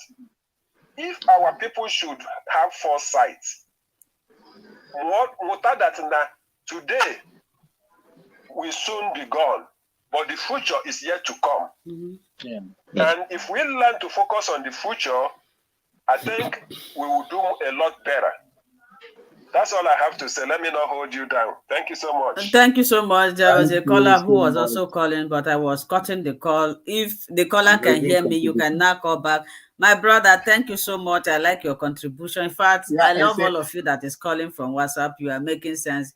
And I also urge you to call back next week because we do this program every Saturday by 2 p.m. So I appreciate. Okay. I appreciate your. Okay. Thank you so much. So let me chip into what my brother said. If the caller is still online, please you can call back because I don't want to be interrupting people when they are talking. There is something he said now that remind me. Somebody said in one of the video I posted about what Simon Ekpa was saying, somebody said that we should just give Peter Obi chance. That if Peter Obi did not win, if they did not give Peter Obi president, then we'll go back to see how people reason. Like in one of our first caller could also ndị Igbo amaghị ebe oshik enwere ndị be anyị ga-esi kpa agwa ma ife ndị be anyị ebe ha na-ekwu okwu ndị a na-eklem na ha wee elite gụrụ akwụkwọ ife ebe ha na-ekwu okwu ị na-awọndazi ka ndị Fulani aghọpụrụ bren ha tige bren ọkụkọ ka ọwụ anụ efi a na-eri enwe ihe ha na-etinye ya. The way people reason, the way people, this is opportunity. Mazi Nnamdi Kanu is on the ground facing this cross. If this opportunity to slip out of our hands, and yesterday yesterday was the day they're supposed to hear his rendition case. They keep postponing it. They keep postponing it, and some people were blaming the lawyers that they are enjoying. You don't blame the lawyers. You should know the country you are. And now ihe a Maazị Nnamdi Kanu dịka akwụma ebe nkịta na-elu ọkpụkpọ gbada ya n'onu ọ gbadoro Nigeria n'olu. They don't know what to do again. In fact, they are tired of him because they have seen that there is somebody that is greater than Maazị Nnamdi Kanu. In fact, if I can tell you now that what they are planning now is to go and catch Simon Ekpa, because they thought that if they bring Maazị Nnamdi Kanu, Biafra agitation will end, everybody will be afraid. But up to now, if Maazị Nnamdi Kanu is not so important, by now they would have forgotten about it. But every day, Maazị Nnamdi Kanu keep reigning like a Newton. There is another discussion I would like us to talk about before we have deliberated more on this issue of Asaba Massacre. I have many topics that I wanted us to treat, but I want us to talk about this one before we leave. And it's just like setting the record straight. I read many articles, newspapers, publishing that Mazi Nnamdi Kanu is begging Buhari for political solution. So, but the first, was it from Punch newspaper, was the one that wrote it correct, that it was Ozokome, that is the lawyer to Mazi Nnamdi Kanu, who wrote that. Now they turn it upside down, and each time Sowore will go to court claiming that he is standing for Mazi Nnamdi Kanu, but he allows his news media to be peddling false news about Biafra and Mazi Nnamdi Kanu. They said Mazi Nnamdi Kanu is begging. And this woman that I'm interested to know about was there asking somebody if Buhari can listen to Mazi Nnamdi Kanu begging for political solution. Now, from my own perception, I can never believe that somebody like Mazi Nnamdi Kanu, who have gone far, who have suffered, often gone with Benito Jego, but then the more Benite, at this point in time will be seeking for political solution. So I don't know how you people can defend this. Have you heard this thing that I'm talking about? So if you can hear me, continue. Yes, we can hear you. Yes. On that, should I go first, or my brother Sam Maxwell? Are you coming first? Go first, sir. On that very topic, that was I almost went into the topic before, but I just kept it aside until when we get to it now. You see, that is the people we are dealing with. We are dealing with monsters. These people have nothing against Mazi Nnamdi Kanu. Mazi Nnamdi Kanu they don't have any case against Mazi Nnamdi Kanu. Just like as the lead counsel have said, or Ozekome said, you cannot build something on nothing. It's not possible. You can't build something on nothing. And when you look at that propaganda, you know, in every time they will always manufacture one propaganda to push so that they can use it to forge ahead with their own agenda. They say that Mazi Nnamdi Kanu is begging for political solution. That is laughable. Just like the question, the person I was asking question, what are we doing? For the release of Mazi Nnamdi Kanu, there are so many mechanisms on the ground to release Mazi Nnamdi Kanu. Everybody is playing their own role. We know that our leader, Mazi Nnamdi Kanu, is in captivity. We are doing everything possible to make sure that we give him a lasting solution, a lasting freedom, which is the coming of Biafra. That's what we're after. Then they come to the lawyers. The lawyers will always do their own part. These people are being paid to make sure that Mazi Nnamdi Kanu is released. They are being paid to do their job. And anything they can do to make sure that their job gets effective, they will do that. Ozekome read that letter. He wrote a letter to the presidency to let Mazi Nnamdi Kanu go. After all, he has not committed any crime. They should accept the option of political solution and let him go. That is the aspect of the lawyers doing their own job. But for Mazi Nnamdi Kanu himself, saying that Mazi Nnamdi Kanu have never ever had anything to do with political solution. Political solution means forgetting Biafra. Is that that's what it means to Mazi Nnamdi Kanu? When you are telling Mazi Nnamdi Kanu to go, when you are saying Mazi Nnamdi Kanu ask for political solution, you are telling us that Mazi Nnamdi Kanu say forget about Biafra. That's what they are telling us literally. But this same Mazi Nnamdi Kanu they are talking about in their court, the last time we saw Mazi Nnamdi Kanu in court, he made a statement. He said, Biafra will come. Biafra must come. That no man born of a woman can stop it. In their court, Mazi Nnamdi Kanu said it. So how can somebody just wake up from sleep and begin to say that Mazi Nnamdi Kanu is Mazi Nnamdi Kanu has nothing to do with these politicians. He knows them very well. If there is nobody that knows the politicians, Mazi Nnamdi Kanu knows the politicians more than any other person. And from the onset, political solution, the only political solution you can get is what? Death. That has always been the literal meaning of political solution for the Janjaweed is death. Mazi Nnamdi Kanu gave them the option. 2015, they brought Python dance to kill him. Dim Odumegwu gave them the option of political solution. What did they do? They came and killed Biafra, the Biafran war. So how can any sensible person be saying that Mazi Nnamdi Kanu himself was asking for political solution? That is unheard for. That's a blackmail. And each time, you see, these people, they are so ashamed. They are so ashamed. They don't know how to go about it. They don't know how to let Mazi Nnamdi Kanu say, go home. Now they want to put it in a form that Mazi Nnamdi Kanu is begging. We don't care about what they say. We don't want to know what they say. What we want is Biafra and the freedom of Mazi Nnamdi Kanu. That's what we want. And it is unchangeable. The only thing on the table is either Biafra or Biafra. It's either Biafra or Biafra. Self-determination through referendum. That is what Mazi Nnamdi Kanu is asking for. And he has never changed. And remember, when Mazi Nnamdi Kanu was interviewed in that Zoological Republic, he was interviewed by a journalist. They asked Mazi Nnamdi Kanu, is there anything that can be done? Is there any common table? Is there any place you can reach? Is there any common ground you can reach to be able to solve the problem? Mazi Nnamdi Kanu said it in a black and white. He said, we have crossed the Rubicon. A lot of people have died in this struggle. There is no going back. It is either Biafra or death. He said it in black and white. He didn't miss word. Recently, when he appeared in court, in their own court, the last time we saw him in court, he said it in his own mouth. This one is not a second-hand information. The video is still there. Where Mazi Nnamdi Kanu said, it is our responsibility to protect Biafrans, not to kill them. And he is there fighting for Biafra to come, and Biafra must come. That no man born of a woman can stop it. He said it in their court. And all of a sudden, somebody will come and tell me that Mazi Nnamdi Kanu is accepting political solution, which is the end of Biafra. It's laughable. But whatever strategy the Zanjaweed are looking for, whatever simple word they want to look for to give them that boost, to remove the shame from their eye, to let Mazi Nnamdi Kanu go, it's up to them. All we want is the freedom of Mazi Nnamdi Kanu and the coming of Biafra. That's what we want. Thank you, my brother Maswell. You can come in. Thank you. Thank you so much. Propaganda wins a war.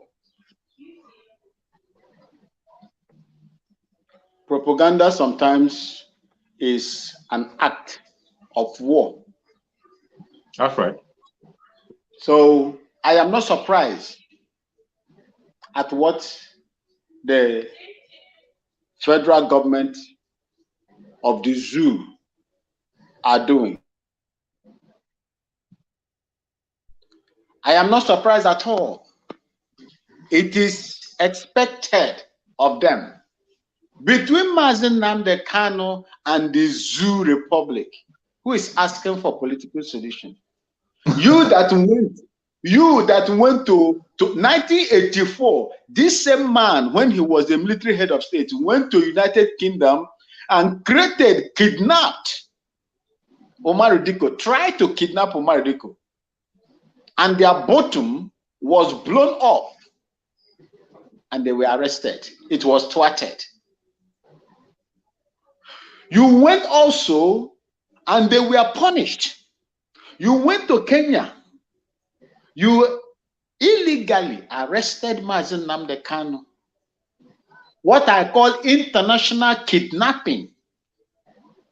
What is the difference between you and the armed Fulani herdsmen that are kidnapping people in Nigeria, in the zoo?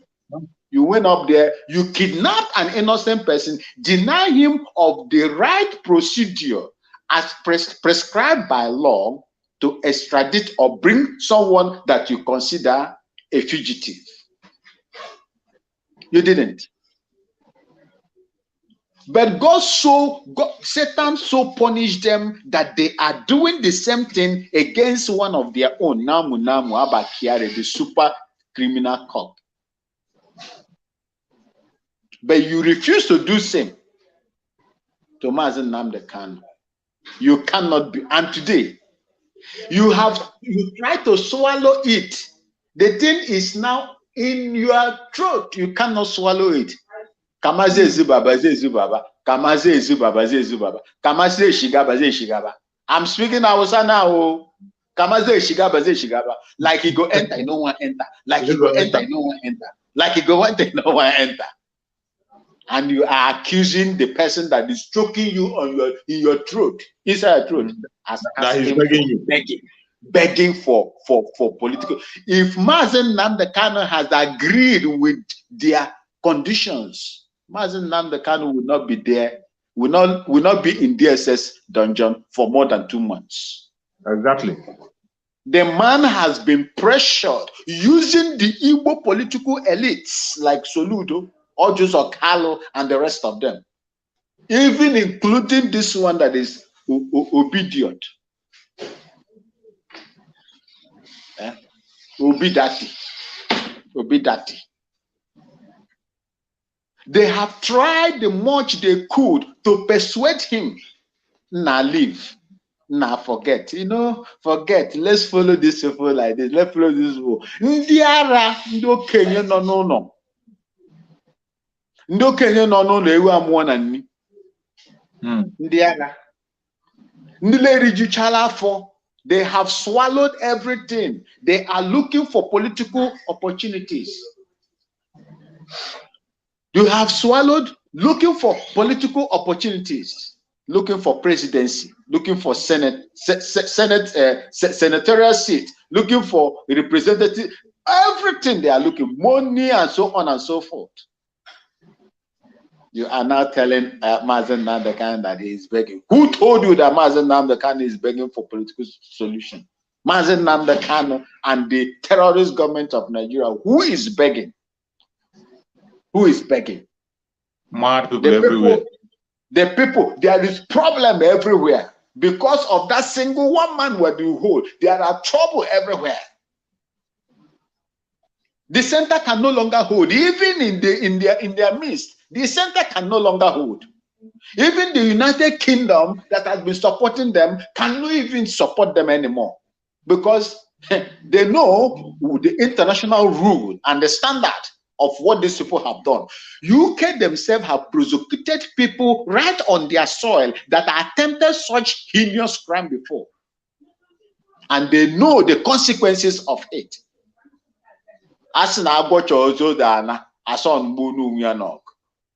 The terrorist government of Nigeria, headed by that man that is there,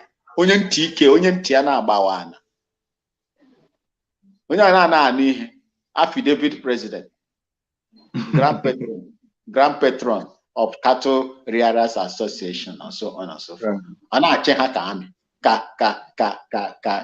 Cow. Affidavit president. You have intellectual intelligentials, you have professors. The only thing that you can afford is an affidavit, a grand patron, and he's leading you like cows. Yeah, and you are telling us that Mazen Namdekan is asking for Chineke pokwa ho kweva ho. Utene babukwa ha na mmiri ebe ahụ. Mazen Namdekan is not looking for any political solution. Mazen Namdekan say first choice and second choice, if you are applying to go to the university, first choice is Biafra, second choice is Biafra, third, fourth, even 10th choice is Biafra. Mazen Namdekan say, what will it? He told them, give me referendum and I will leave Nigeria alone. Give me referendum. Is that political solution? The man is fighting so hard to free his people. God is using him to do some wonderful jobs. Then you are sitting down there, you are telling him that he's looking for. Let them not just provoke some of us. Let them not just provoke some of us, and we will begin to come home. We begin to come home. Because ihe ahama mu amakwaya amamyakaria ihe ahama mu amakwaya awundi ande Boko Haram na chosa kamku ya na asụsụ Igbo awundi a na chosa ndị a na-ekwe eguzote ebe na oge ma gawe ga bazam na gala cross or 7 waters ga me training ebe niile m gara ata oge ma ga ya stand ya amegbugu but they not just make that mistake. We are not looking for no political. Whatever the lawyer said, he said it because he knows the best thing to do there, or whatever he can say towards that. That is not the position of Biafrans and Mazen Namdekan. No. That's not our position. Our position, our stance is Biafra or nothing. Hey, these people are joking with us. So. Okay, okay, all right. Let them continue with what they are. Let's see how it's going to. We don't need no political. Nobody must agree to that kind of things. No, there is nothing like political solution for what we are going through. We want our freedom and we want it pure and simple. Thank you, my people. Thank you. Political solution. With their political solution. Thank you, my brother. You've spoken well. You've spoken well. My sister, Sister Linda, are you still there? Are you still hearing us, or you can't hear us up to now? Sister Linda is not hearing us. So we have to fire it on. She's not hearing us. Her system is bad, right? I'm using earpiece. Yeah. Okay. I'm using earpiece. I use earpiece. I it's not back. I hear half and half. The next thing I want us to talk about is confession time for the saboteurs. If you say 100 things, I can hear only 10. It's okay, my sister. On the issue of their confession, you know, that in the stage that we are now, we are in a stage that every Biafra must pay attention. The stage that Mazen Nande kind of prophesied about, that is where we are today. This very period that we are in, Mazen Nande kind of talked about it. He prophesied about it. He spoke about it. He told us about it. Even before he's kidnapped, he told us about it. But some of us are not paying attention. When Mazen Nande kind of prophesied about the new dimension, he talked about the new dimension. That is where we are today. And in that new dimension, separating the wheat from the chaff, the separation is being done by Chukwu Okabe himself under the autopiloted IPOB, the original IPOB, autopiloted, under the spokesmanship of Mazen Simon Ekpa and on the leadership of Mazen Nnamdi Kanu. That is where we stand. And we are making a difference. But today, what do you see? Every single thing that has been said in the past by our spokesperson, Mazen Simon Ekpa, that they denied. Every single thing we have said in the past that they denied, today they are confessing in their own words. They are accepting. Confession time. So many of you watching have seen their videos. So many of you have seen the voicemails, voice messages. They don't even deserve us mentioning their name in this platform. They don't deserve us playing their videos. We can't play their videos or mention their names. But what I'm saying is that so many of us Biafrans have seen their confession. It's everywhere. It's not hidden. And when Chukwu Okabe will punish somebody, will first of all make you mad. You see all of them, they are running mad. They are confessing, fighting each other. When they told you that Mazen Nnamdi Kanu canceled sit at home, finally, it had been revealed that they collected 40 million. 40 million, that was the amount they collected in order to fight against the sit at home. But they said Mazen Nnamdi Kanu told them to stop sit at home. Today, they themselves have, even in that same Radio Biafra, that is where Chukwu Okabe is still punishing them. A Radio Biafra where Chukwu Okabe, Mazen Nnamdi Kanu have consecrated in a place where we used to worship before.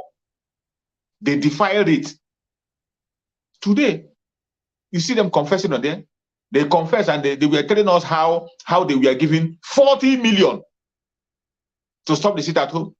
And you were wondering, why is it that these people were fighting against something that is working? Something they introduced, and the Biafrans embraced it, and it was working. All of a sudden, they wake up and they begin to cancel it. They begin not only canceling it, they begin to order the DSS to arrest anybody who sit at home. The seriousness they put into, the kind of seriousness they put into stopping the sit at home, they didn't even put it, they didn't put that kind of seriousness when they were talking about sit at home. When it came to stopping sit at home, they added every manner of force, including using the Janjaweed, using the Nigerian police against their fellow brothers. And some of us were asking, why are these people going this direction? Why will a normal person, somebody that is mentally sound, why will you stop something that is working? Something that you know that is working for you. Something that you know that is taking you to the direction where you need to be. All of a sudden, you stop it. You don't want it anymore. You didn't only say you don't want it. You are fighting against those who are trying to sustain it. But today, that question every one of us have been asking have been answered. Have been answered. How they took money and how they sold Mazen Nnamdi Kanu. Those who were involved, those who got intel and they kept quiet. Those who joined after he has been sold already. Those who were informed. It is no longer a secret. But initially, when our brother Simon Ekpa was making that revelation, some people might call it a propaganda. Some people took it as some people think that it was a propaganda. That he was just saying, but today you see them confessing. Every single one of them, those about they're confessing. And you see how intelligent people, when something happened to somebody else, you know what you do? You learn a lesson from what happened to. Don't allow it to happen to you first. You will learn a lesson from something that happened to others. Don't wait when it happened to you before you learn the lesson. That is how smart people behave. But today, it is still so sad that I still see some people who will wake up and begin to fight against Mazi Simon Ekpa. Go and check. From the day Mazi Nandeka was kidnapped up to today, every single person that have preached against Simon Ekpa, that have talked against him, go and look at their platform. Go and see how good they are doing.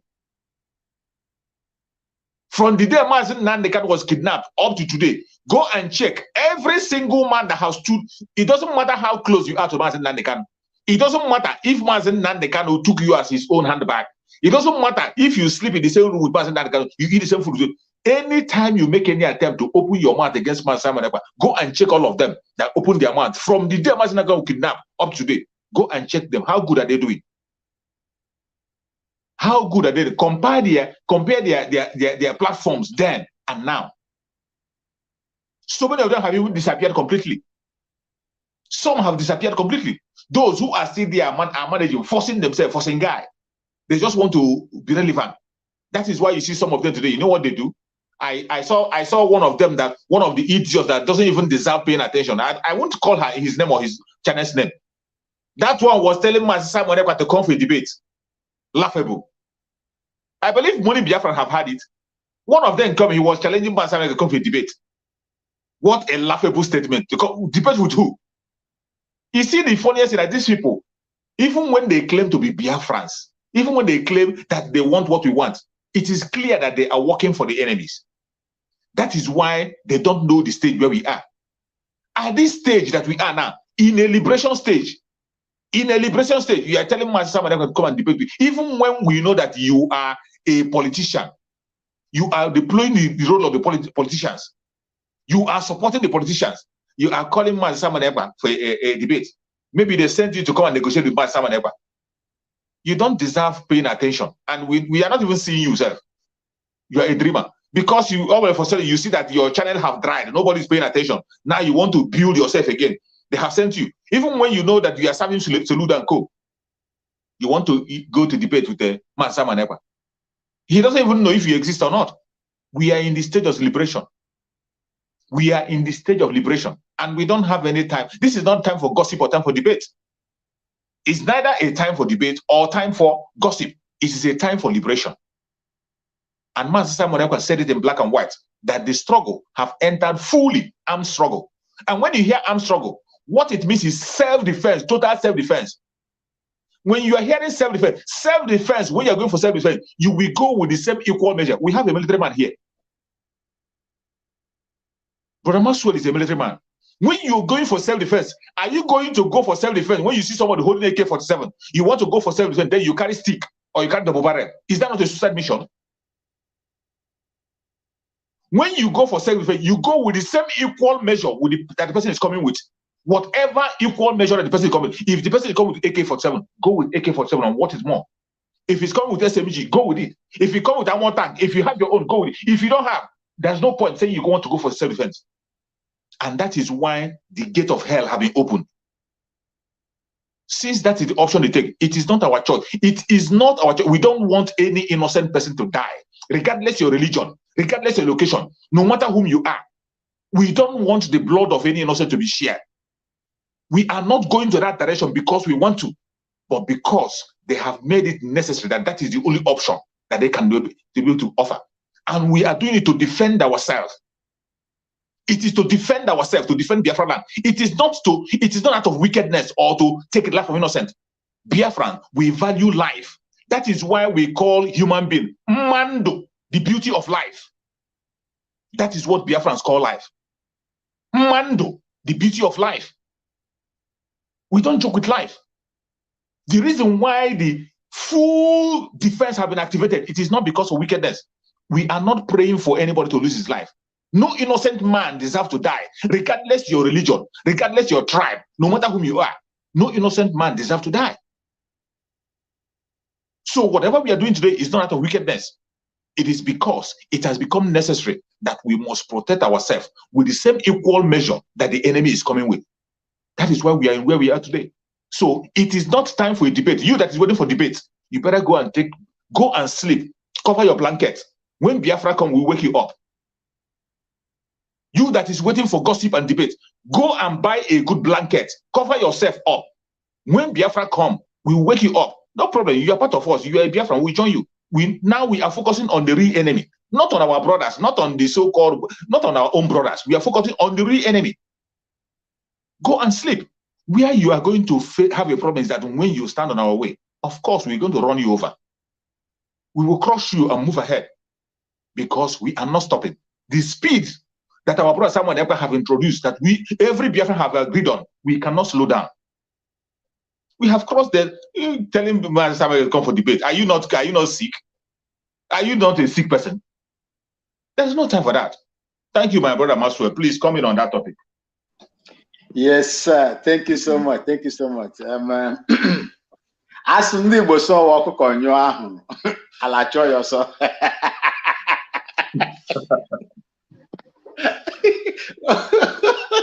Sister Linda, ọkụkọ nyụọ ahụ, ala chọọ ya ọsọ.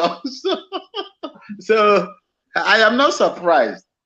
You took oath of allegiance, and today you are going contrary to the oath that you've taken. You are disobeying the principle that administered that oath. What do you think will happen to you? You will be disgraced. You will be disgraced. I am not surprised at what is going on in their platforms.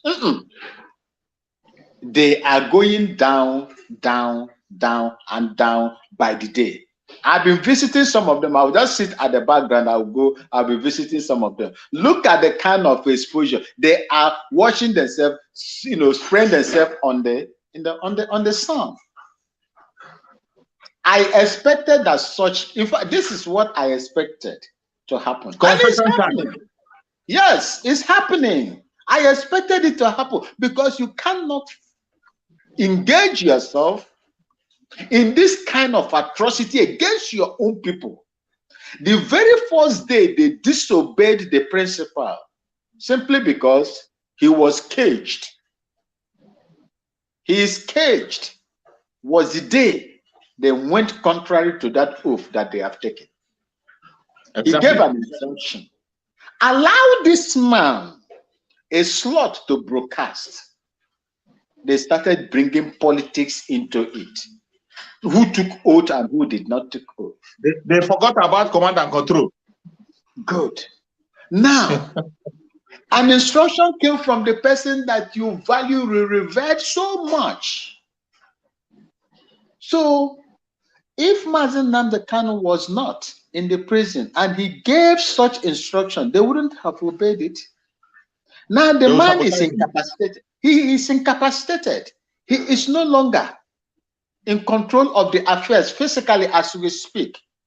He now said, allow this man. Mazi Nnamdi Kanu bore witness for Simon Ekpa and other people, including a Yoruba online blogger. I swear, Mayegu, is Mayegu an Igbo person, a Biafran? No. No. Because of the contents of what that man is preaching out there. Exactly.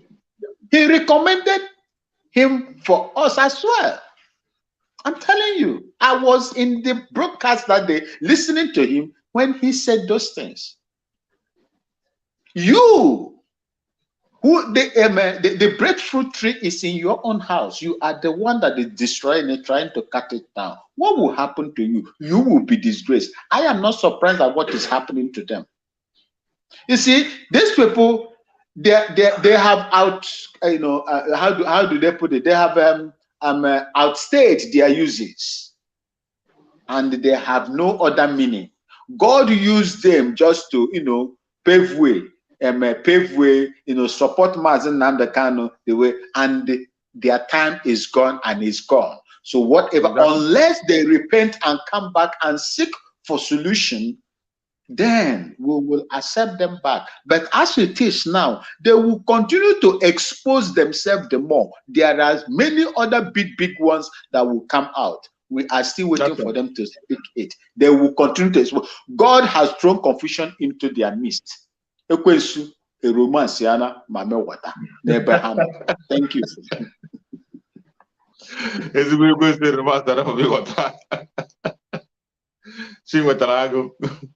Yes, so it is well. My great people of Biafra, I believe you people can hear me, but I cannot hear you.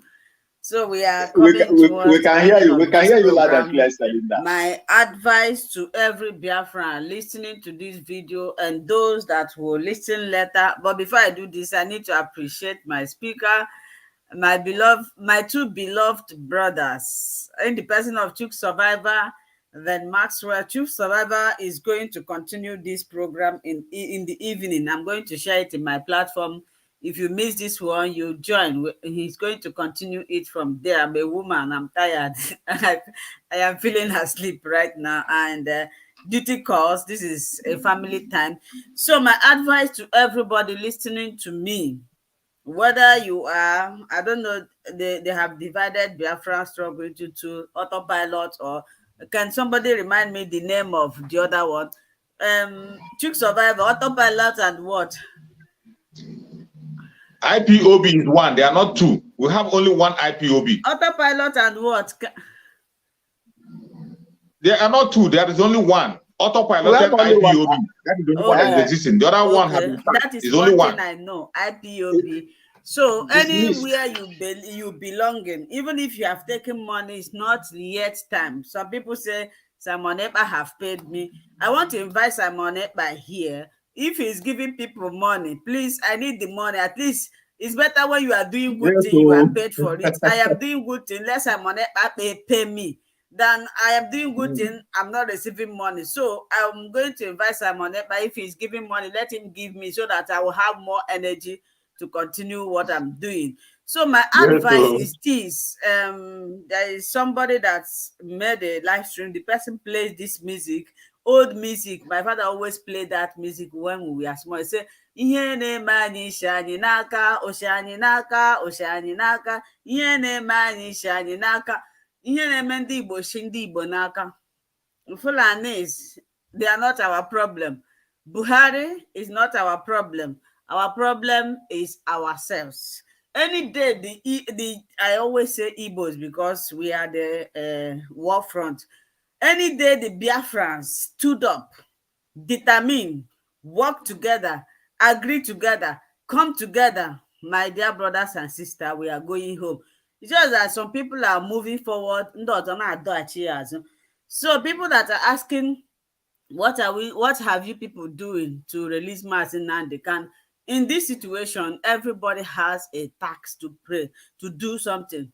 Even if you cannot come out the way I am broadcasting, you can pray. God answers prayer. For Mazi Nnamdi Kanu to be alive today, believe me, is by the grace of God. If it is not the grace of God, Mazi Nnamdi Kanu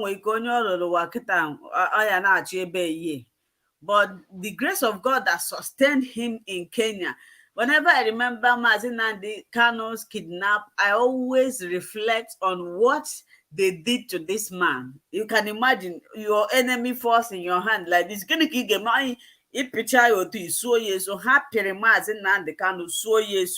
fact, there is nothing they didn't do to this man. Mazi Nnamdi Kanu died in Kenya and resurrected. So I don't think he will die now. And ever since he has been in Nigeria, he has been passing through a lot. That is why whenever Barrister Ifeanyi Ejiofor comes out and say Mazi Nnamdi Kanu is in high spirits, that English, I don't like it. Anybody that comes to tell me that Mazi Nnamdi Kanu is healthy in Nigerian DSS, the person is a criminal. So, my dear brothers and sisters, whatever you can do, if you cannot talk, share video. If you cannot share video, pray. God answers prayer. God has, do you know the prayers that people are showering on him? These prayers are sustaining him. If not, ndị a ka na-emesikwa ike ka ha gbuo ma ndị riri ego ma ndị rigide n'afọ asa ha afọ ha na-akwụzi na ha maazi ihe ha ji ego. And this type of money is a useless money. This is ego ọbara. When they talk about money rituals or ọgwụ ego, people think it's when you go to sacrifice somebody and use the person for ihe ego ọgwụ ego. Iriri ego n'isi nwanne gị, iriri ego ndị niile a na-egbusisi ma ndị na-enye information about people. Afọ ha na-enye information about you, agarụ egbuo ndị bụ na gbuo nka. All these things are blood money, and you can never, believe me, do anything meaningful with it, and you will never have peace. Anybody that have hands in the killing of the innocent people, innocent civilians, innocent Mazi Nnamdi Kanu, you must suffer for it. You must pay for it. All these suffering, agonies, stress, uncomfortable that Mazi Nnamdi Kanu is passing through in DSS custody today. Anybody that have hands, anybody that have collected money, even those that are denying, they are the one that collected money, they will come out and be accusing innocent people. It shall never be well with you and your family. Your generation will suffer it. Every struggle, every pains, every sleepless night, every sickness that Mazi Nnamdi Kanu is passing through in DSS custody, you and your generation will suffer it. It shall never be well with you. And the one that pains me the most is that these people, they don't have any remorse. They don't have any remorse. When Judas saw Jesus Christ, he realized, he thought that Judas saw Jesus Christ. He didn't sell Jesus Christ with his heart. He was like, I can use this man to make money. If I sell Jesus Christ, if I sell him, since he have powers to perform miracle, maybe he can disappear. Maybe he cannot even allow them to catch him. But when he realized that what he did was wrong, what did he do? He felt remorse. He killed himself. The same thing that happens to Judas will happen to everyone, be you governor, politician, IPOB, or whatever you call yourself, no matter where you're hiding. Those that are pretending, whoever that have hand in Mazi Nnamdi Kanu's kidnap, my prayer to you today is that you shall never go scot-free. You will suffer more than what Mazi Nnamdi Kanu suffered. You will take your own life by yourself. It's high time we start applying this prayer so that people will know that we are serious. They are going about. You sold an innocent man. You don't feel remorse. You are attacking people who are pushing forward. You don't want him to come back. You want Biafra to die. You want people to continue remaining in slavery. That is what Fulanis want. They want Biafrans, Igbos especially. When will you people wake up from your sleep? When will you wake up and know that Nigeria is not for you? Because of selfish interest. Akwa nọ na England na ọrụ na onye Hausa ka ejidere ihe ahụ ebe ahụ akara ịpụtago because of ọgwụ onye Igbo nke achọghị ikuzi ha ya akwa na ebe ahụ nkịta lawyer ya na-ebe na ọ nwere ike ịnwụ akwa na ebe ahụ nkịta because ọgwụ onye Igbo ọrụ na onye Fulani gara ihe ahụ na nha enwere ike agbapere ha oil pump ha mere ya the following day. You will not even hear the story about them. But a na-ekwu ihe a isi a na-ekpu Peter Obi abịa iwere onwe ya sacrifice. Well, Chineke mekwere ya ebere. So my brother, I don't want to be provoked because each time I sleep I remember the suffering, especially what Mazi Nnamdi Kanu passed through in Kenya. Honestly speaking, if I tell you that I'm happy about it, all these things that the lawyers are telling you that Mazi Nnamdi Kanu is doing this, Mazi Nnamdi Kanu's health is deteriorating. Seriously, if you see Mazi Nnamdi, there is one stupid man. I posted the video here. The man was just talking. I was like, nobody will ask me to pay your tal, even if it is my dead father that is saying that,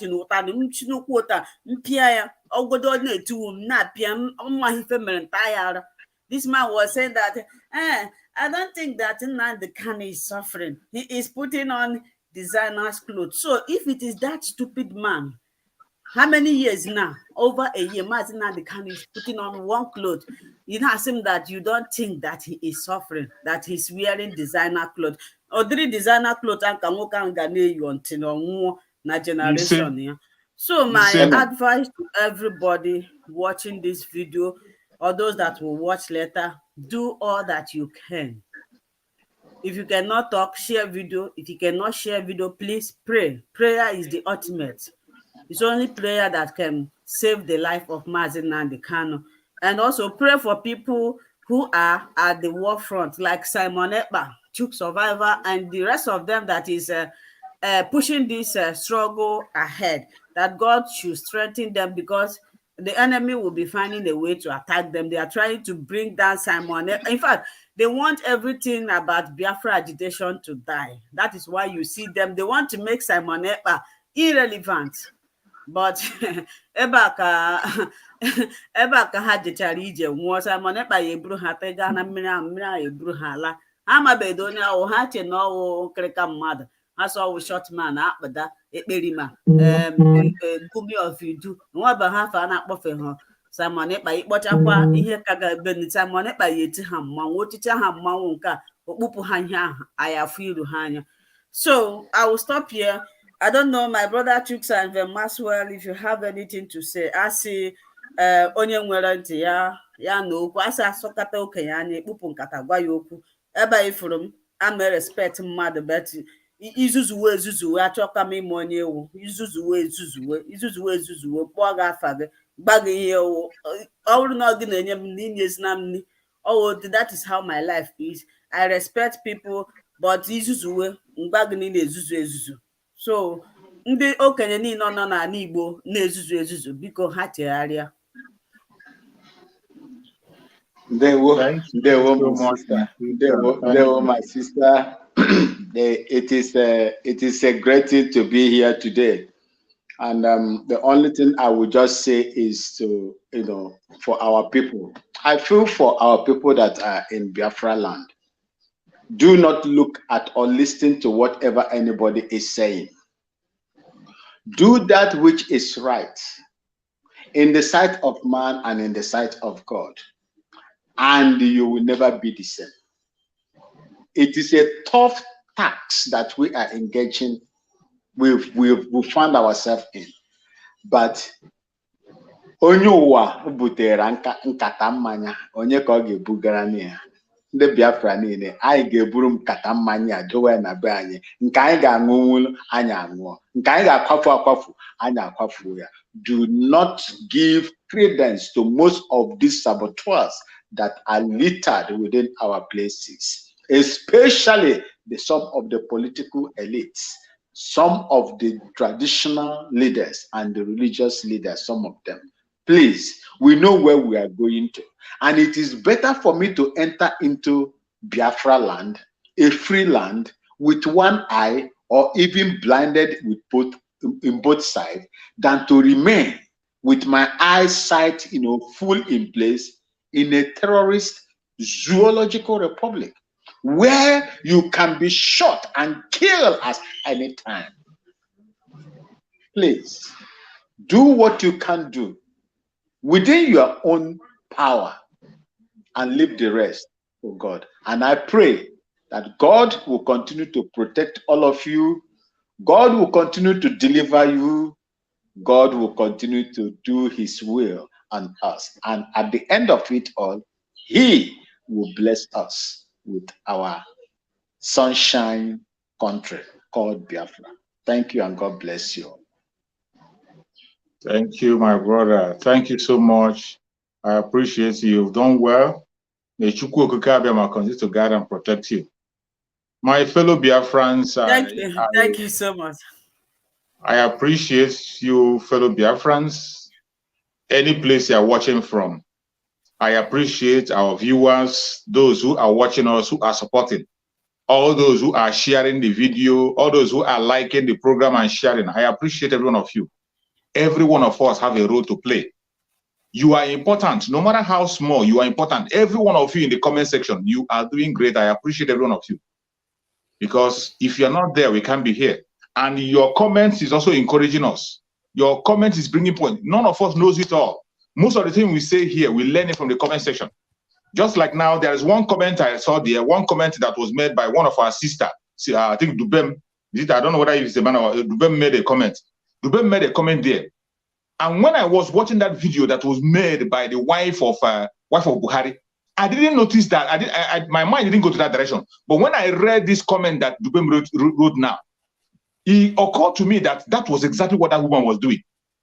That woman was actually building an alibi for Muhammad Buhari, knowing fully well that ICC will come after him. She has started building an alibi for Muhammad Buhari, telling them that Muhammad Buhari have PTSD. In advance, she is building alibi for the husband in advance. And when you look at that video, if you are not careful, if you're not watching closely, you will not identify that very thing. But after seeing the comment that Dubem wrote there, my mind went back. I began to think that this woman must have the reason. Because when I was watching that video, when I wasn't watching that video, I was wondering why she was going to that direction, why she was calling her husband a madman, why she was referring to Buhari as somebody who's insane. You know that this man is insane, a madman suffering from PTSD, and yet they gave him a president for Nigeria.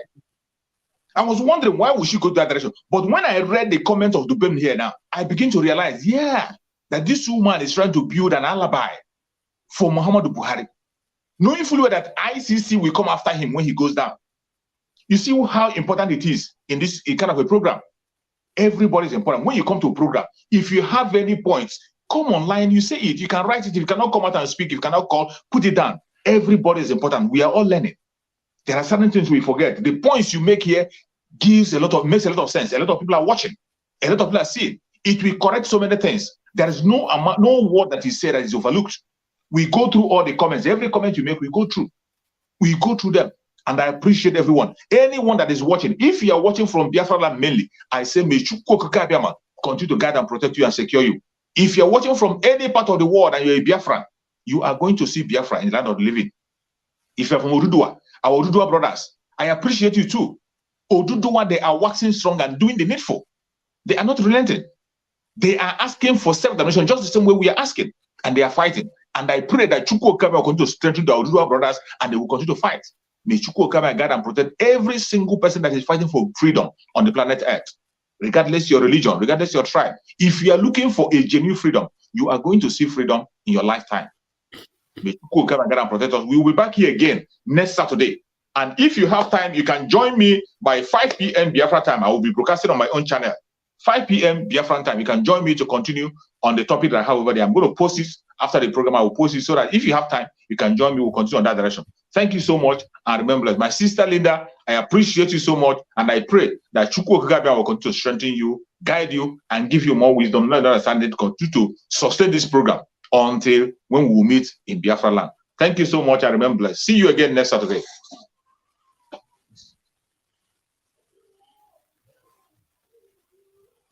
He said, thank you so much, my brother. And I also want to use this opportunity to appreciate Dubem. You know, I was reading this comment of Dubem. You know, I made that video. I posted that Aisha Buhari's comment, and people were like, why did you post this video? But this thing he wrote here, I don't know if it is a man or a woman. This thing he wrote here makes sense to me. Thank you. And I want to appreciate each and every one of us. If it is your first time of joining us to this program, you are welcome. This is Linda's TV show. I post video on daily basis about what is happening in Nigeria and in Biafran land. Please subscribe, share this video, always calling to contribute. I love you all. I respect you all.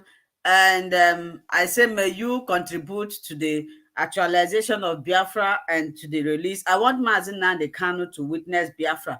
I want him to be alive so that this Biafra will come. So we need to free him now. Thank you so much. Until we see again next week.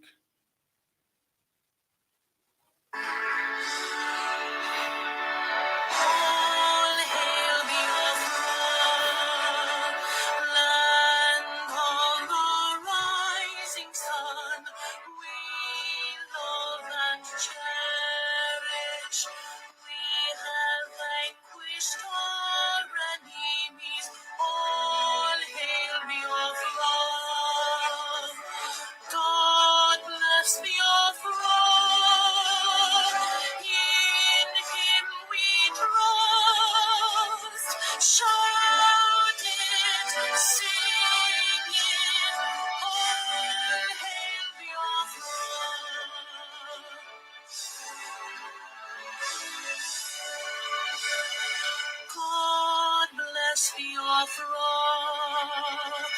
We have emerged triumphant from all our foes.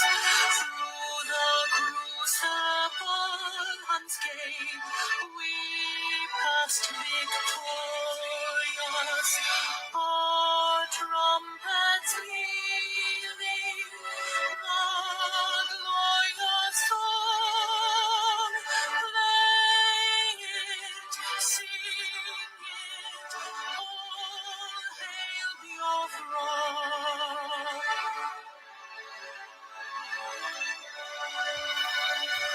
Oh, hail Biafra.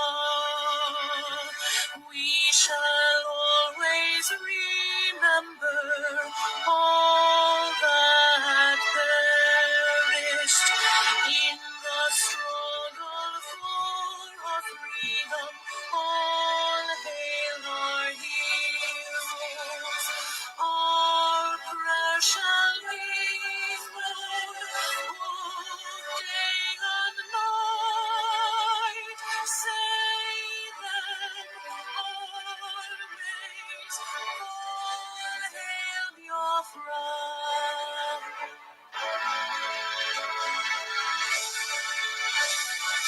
All hail Biafra. Our star shines everywhere. We crave humility. God guide and protect us all. All hail your wisdom, shielding us from fury. Unleash thine anointed light.